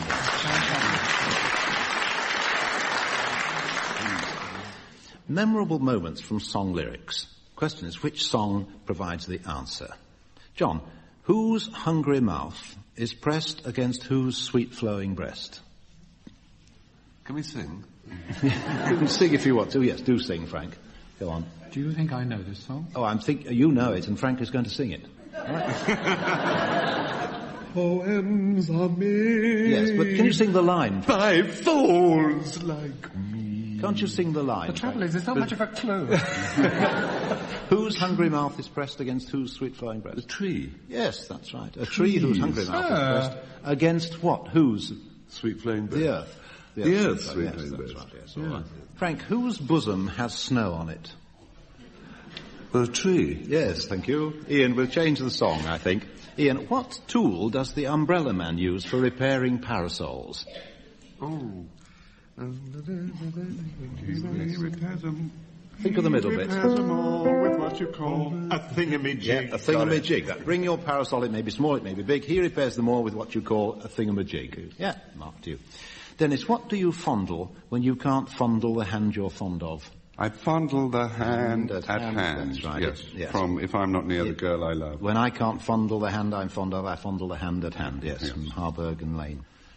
Let's move on to our party pieces, the singing round, the 4 final songs. They're all about love, the pleasures, the doubts, the tortures of love.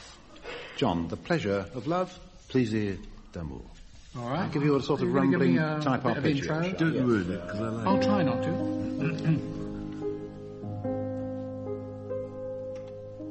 There, right. Plaisir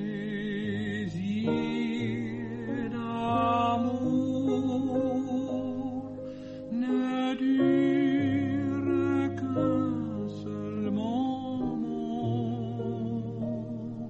Chagrin d'amour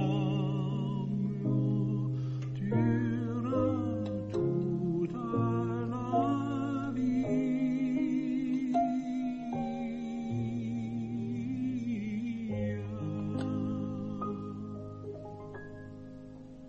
Good.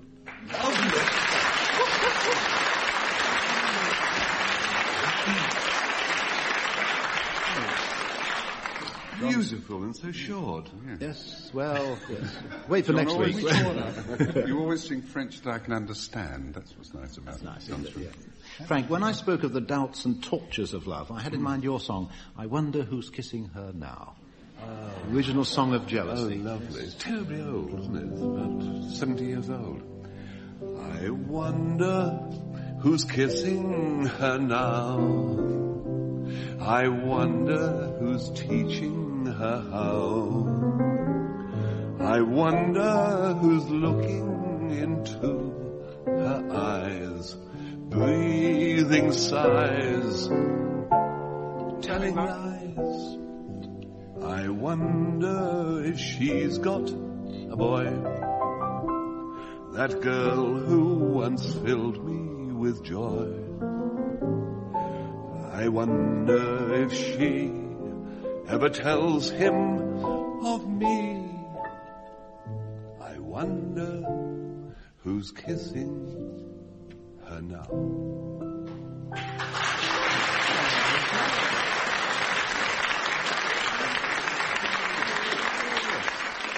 What happened to the wine? Wasn't there a line about, I wonder who's buying the wine for lips of... Yes, did you miss that? You want the second verse? Yes, all right. By popular demand. I missed it. Do you remember that comic doublet used to say, what part of a girl is a now? Yes.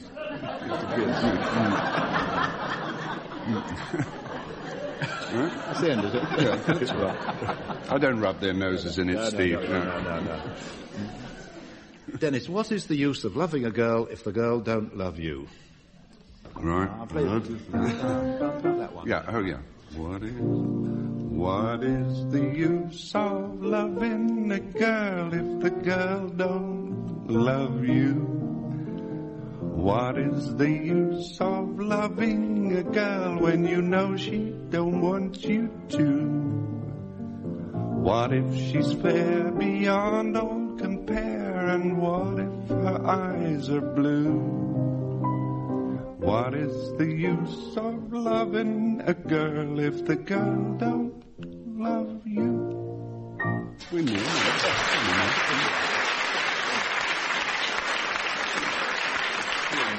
that would make a good tango. Do it as a tango. No, it'd make a tango.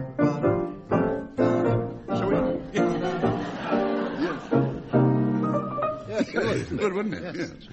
Ian, for you, from you rather, a lovely song by Carrie Jacobs Bond, Just a Wearying for You. Okay? Yes.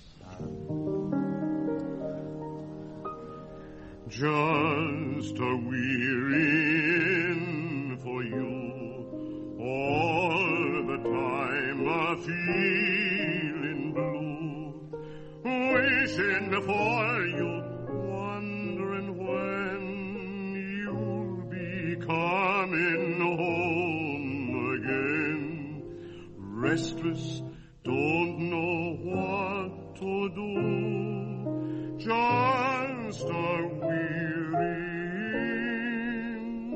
for you.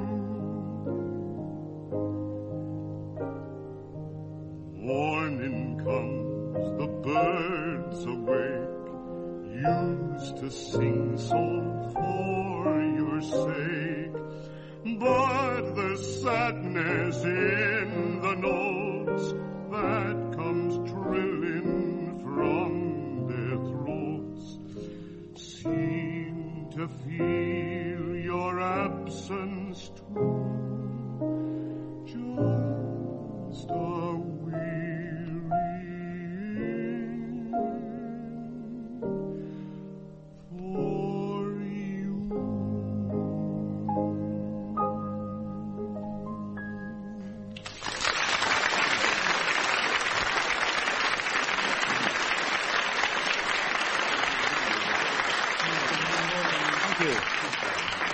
Lovely song, but it's followed by good news, folks. The winners this week by a wide margin, John Amos and Frank Muir.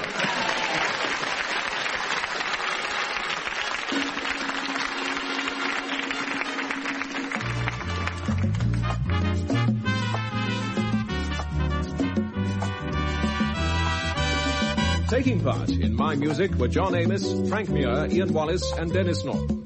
The chairman was Steve Race. The questions were compiled by Steve Race and the programme was produced by Tony Schreier.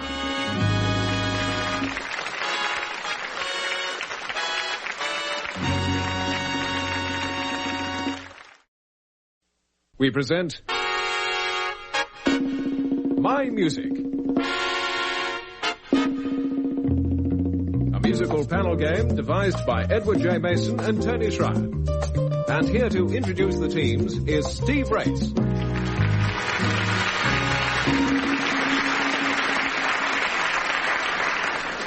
Thank you, and hello again. Reporting for duty, as usual, around this time are four people whom I'm sure you'd like to welcome: John Amos, Frank Muir, Ian Wallace, and Denis Norden.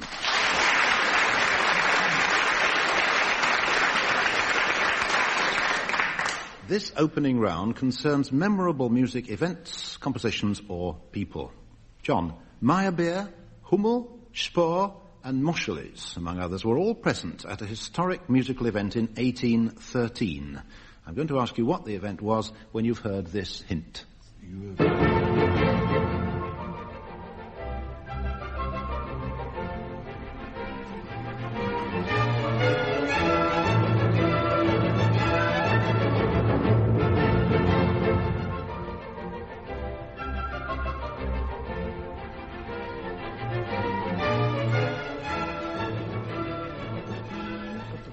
(1813). Wasn't that the remake of Congress of Vienna? The remake of Congress of... Yes. I don't know, Congress of Vienna. They were always doing it, and they all got together with Metternich and all that lot, didn't they? Beethoven's Sixth Symphony, probably. Try one more.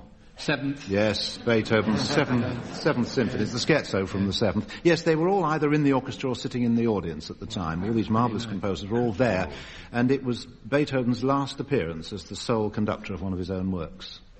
Frank, some time ago we were chatting on this programme about what might be one's choice of the most beautiful sound in all music. Remember? A very interesting correspondence developed, as far as I was concerned, in which many listeners put forward their nominations, but the majority not only corroborated my choice, but they said, they were thinking at the time, I wish he would play this.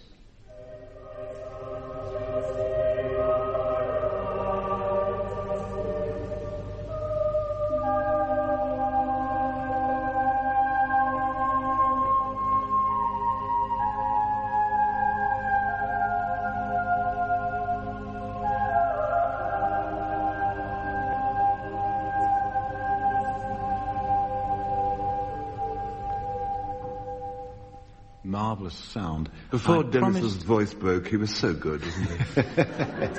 I promised a lot of people who wrote in that I would get you to tell them again what that is. It's King's College. Yeah, we did discuss it at the time, yes. It's the King's College Choir. Yeah. Conducted by, then... The chap, you know. That's him. That's right. You're right, Sir David Wilcox. The chap with the spring onion. Yes. And it's called... Yes. That's right. Frequently. Yeah. Frequently. Yes, by... Yes. Yes, it's the Miserere by Allegri, sung there, recorded by the choir of King's College, Cambridge, under Sir David Wilcox. The soloist is a boy called Roy Goodman, now grown up and still in the musical profession. I was talking to David Wilcox only a week or two ago about that recording session. He said he remembered it well because he got all the session laid on, knowing this top C was coming up for the boy, and Roy Goodman came in, little boy, covered in mud, straight from the rugger field, with knees and everything out of breath. Because he's a boy and didn't understand the difficulties, of course, sang that thing absolutely perfectly like an angel. I wasn't there that week that you did that round, actually. I listened to it. Barry Took did a frighteningly good job. That's true, yes. Ian, while we're on the subject of superlatives, that was a superlative piece of music, perhaps the most moving moment in all opera, I think anyway, is a scene which is spoken, oddly enough, rather than sung.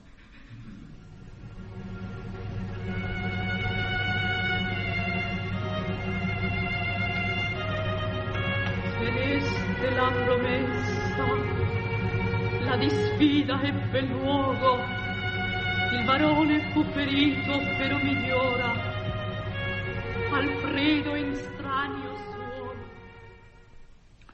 Ian, who is reading what and from which opera? It is Violetta, and she is dying. Yes. And she's reading a letter from Germont, the father of Alfredo. Yes. Marvellous idea to have somebody talk at that moment in an opera instead of trying to sing the letter. Yes, it's very fortunate the letter was delivered on time in those days. In case you're wondering, Montserrat Caballé doing it there. Dennis, what have these two pianists in common?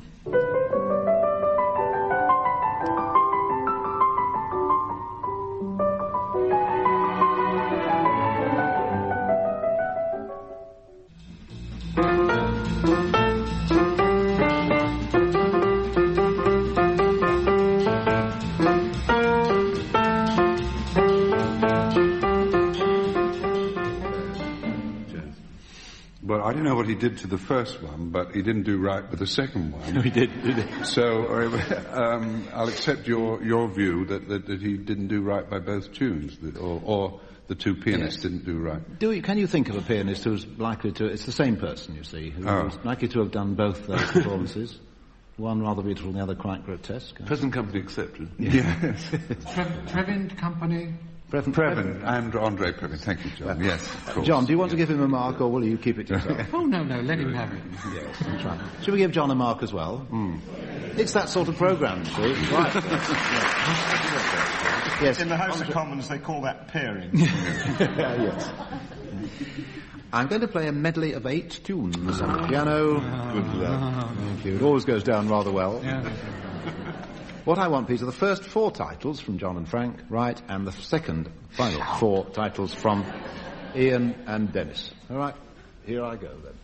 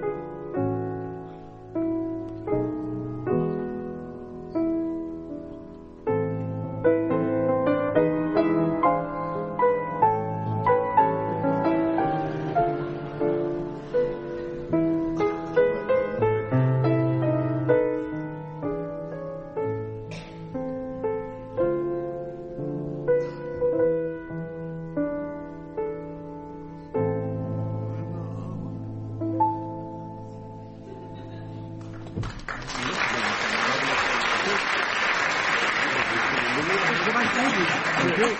Right.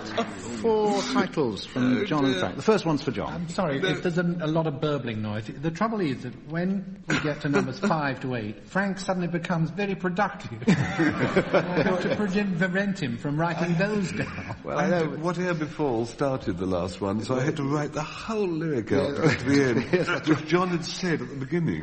Anyway, go on. And it wasn't one of yours anyway. No. What? John, the first one. What? Yes. John. Grieg piano bomb, ba-bomb, Grieg piano concerto, half a mark, yes. Then... The sweetest song I ever heard. Thank you. Yes, Richard Rogers. Thank you. Sibelius, second. No, there's another one before then. What? Sibelius first. Dennis, we know it, don't we?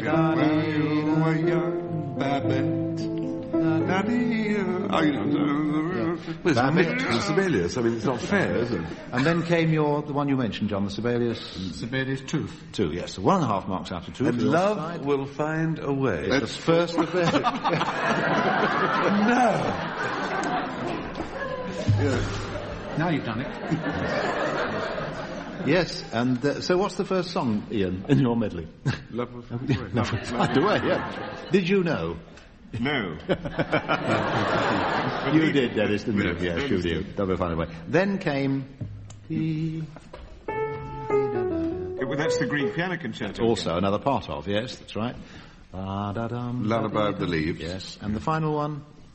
Solveig's song from Grieg. Again, by Grieg. 4, right, 2 marks out of 2. Very good.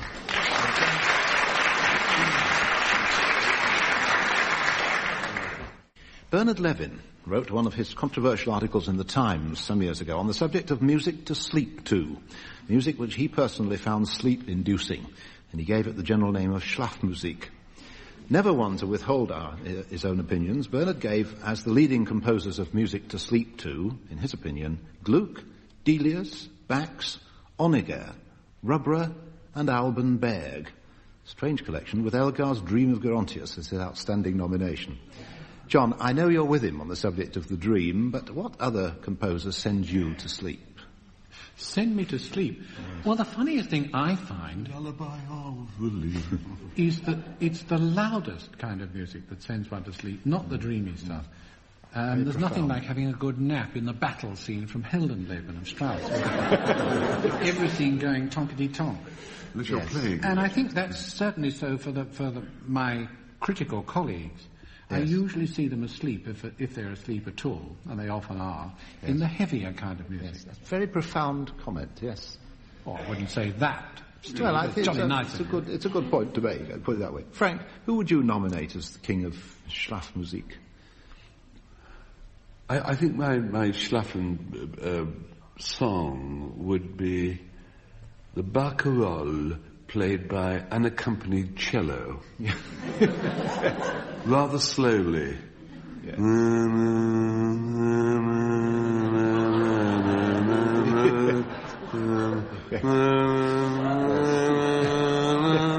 It would be rather awful because it would all have to be in double stopping, wouldn't it?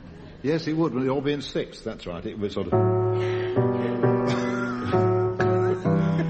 Yeah, I think I'd go to sleep doing that if I could. Yes, we'll buy that one. Yes. Thank you. Bonus mark. Ian, who sends you to sleep?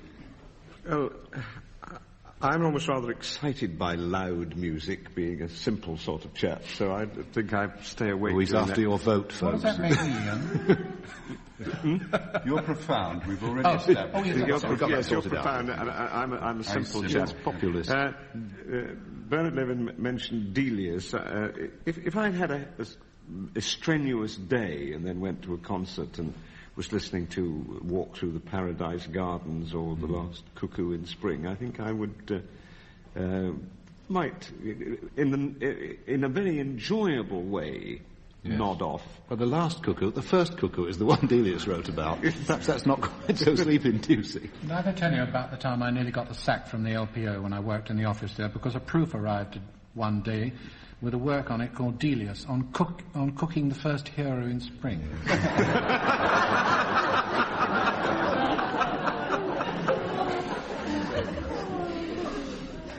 Dennis, your nomination, sleep-inducing music. None of the type of music that's been mentioned so far, because in all of that my problem is keeping away. I think, for me, folk songs, I'm going to offend yet another section of the population here, but folk songs, and by folk songs I mean those, and I still cannot understand the charm on any song that has to have 18 verses. Yes. Narrative ballads, particularly when they're punctuated by that kind of read-die-fiddle-diddle-dido, and then you go on to another, I never get beyond verse 3 of that. I can take a folk song so long as they don't explain the plot first. Yeah. That's the end then, isn't it? Let's have a round about the sea and seafaring men, and some nice queasy music to introduce it.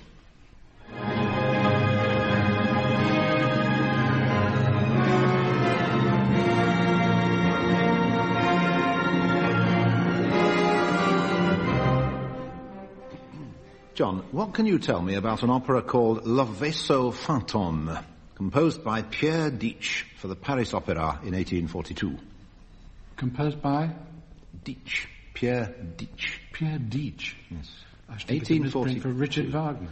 Le Vaisseau Fantôme. Well, the Flying Dutchman, or the Phantom Vessel. Yes, the secret is it used Wagner's Flying Dutchman libretto, which Wagner had sold to the Paris Opera in order to make money. Wagner himself didn't compose his Dutchman until a year later. And that you didn't really know. No, so, I didn't know. We'll make it half a mark, shall we think that? Frank, still I don't know it. Can I have half a mark? Ah, but you do. You do.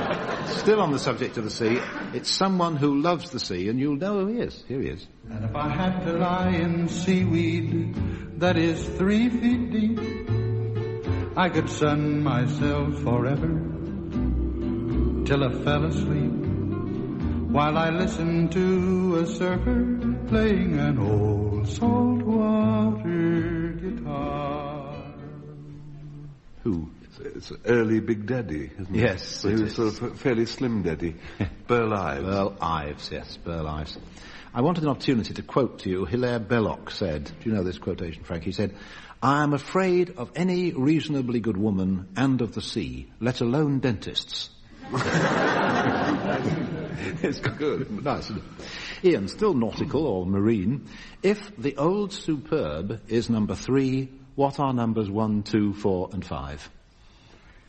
Well, if the Old Superb is number 3, somebody's been mucking about with the pages. Ah, well, this may be a different edition or something. What am I talking about? In my book, Whiskey, the Old Superb is number 5. Ah. It's Stanford Songs of the Sea. Yes. Can you name the other 4 songs? Yes, I can, because I sing these. There's not many people sing these nowadays. No. They're fine, lovely, rollicking stuff, aren't they? It's a pity, really. I had, at a charity concert, which I was taking part, Angela Rippon reciting one of these, as it was originally written by Newbold in the Devonian accent.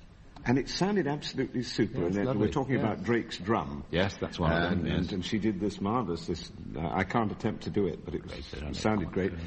Then there's Outward Bound. Yes. And then there's Devon, O Devon. Yes.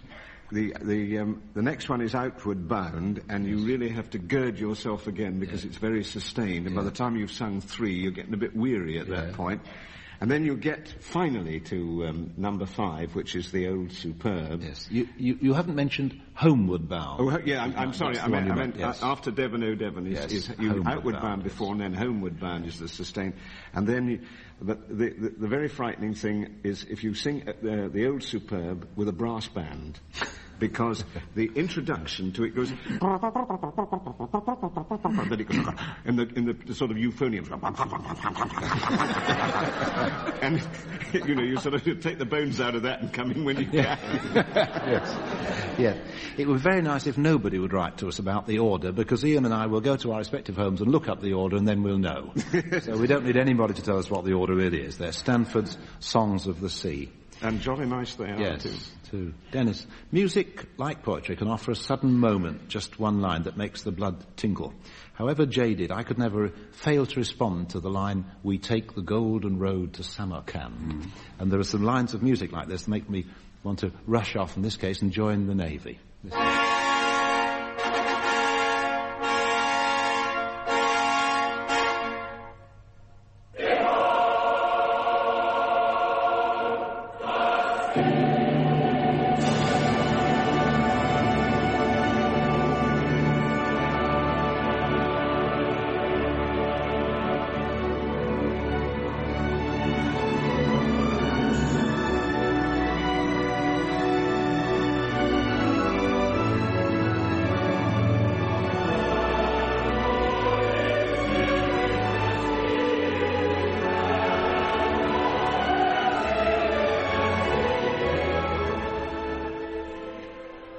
That's music. Behold the sea itself. Beginning to get a very rounded picture of you, Steve, because you've got that miserere. Yes. How does that? Yeah. We'll be able to draw an identikit of you soon.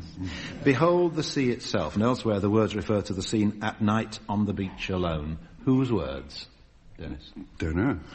Don't you? No, I don't. Oh. Behold words. What? Can we give him a hint? Well, at night on the beach alone. It's not Disney.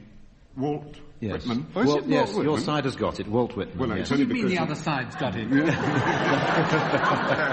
I can't. We can't accept that. That was a very nice hint from the opposition. Oh, all right then. Is it Whitman? Walt Whitman, yes. From what? Do you know? Fond of beaches. He wrote the Sea Drift that Delius set to music. That was Vaughan Williams' Sea Symphony. There, various. Actually, he had Whitman lines. a title of a poem, actually, which would make a very good description of one of these disco groups. I know. Out of the cradle, endlessly rocking. Yeah. Yes. Yes. The word "you" crops up in the titles of all 4 final songs this week. All the things you are. How are you going to keep them down on the farm? That's yeah. Yes. You to be surprised, and For You Alone. Or Ian may be singing For Ya Alone. I don't know. I don't think so. All the things you are, then, is for John. All right.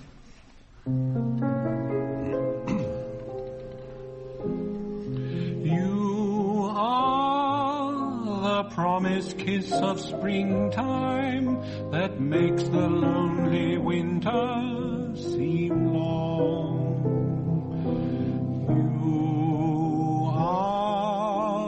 The breathless hush of evening that trembles on the brink of a lovely song. You are the angel glow that lights a star. The dearest things I know are what you are. Someday my happy arms will hold you. Someday I'll know that moment divine when all the things you are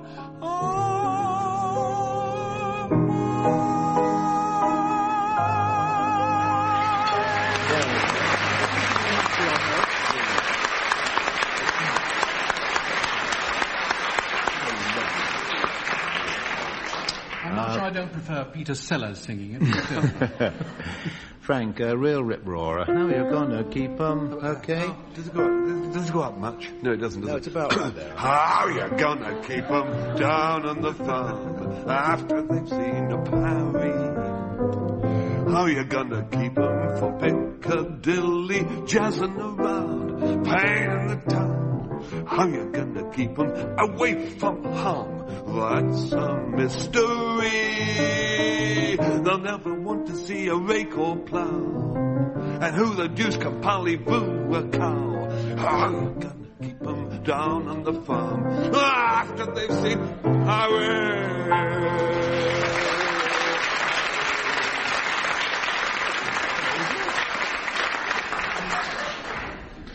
Dennis, Irving Berlin's You'd Be Surprised. Daddy, that one. How are you going to give me? How much you can? Right. She's not so good in the house, but on a bench in the park. you'd be surprised. She isn't much in the light, but when she gets in the dark, you'd be surprised. I know she looks so slow and so dreary, but you don't know the half of it, dearie. She's got the face of an angel, but she's a devil in disguise. She doesn't say very much, but when she starts in to speak, you'd be surprised. She's not so good at the start, but at the end of the week, you'd be surprised. On a streetcar or in a train, you'd think she was born without any brain, but in a taxi cab, you'd be surprised.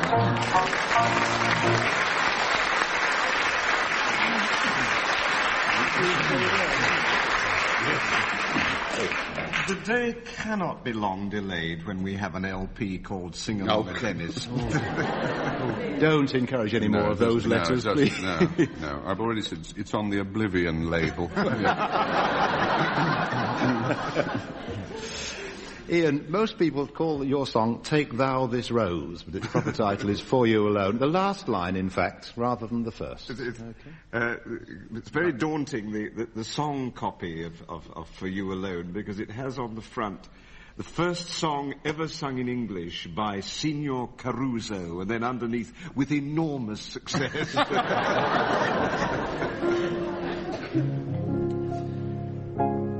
Take thou this rose, this little tender rose, the rarest flower in all God's garden fair, and let it be while yet its crimson glows, an emblem of the love I proudly bear.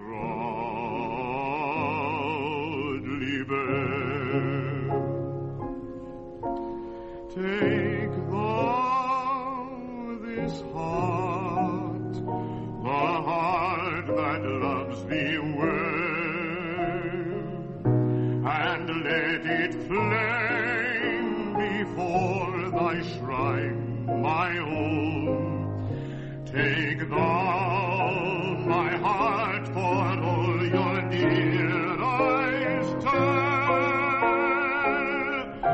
God fashioned it for you alone. God fashioned it for you alone.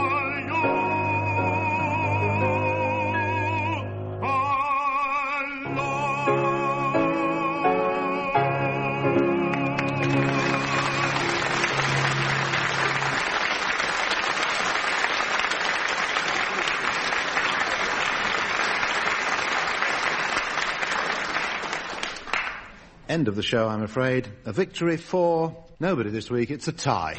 Goodbye.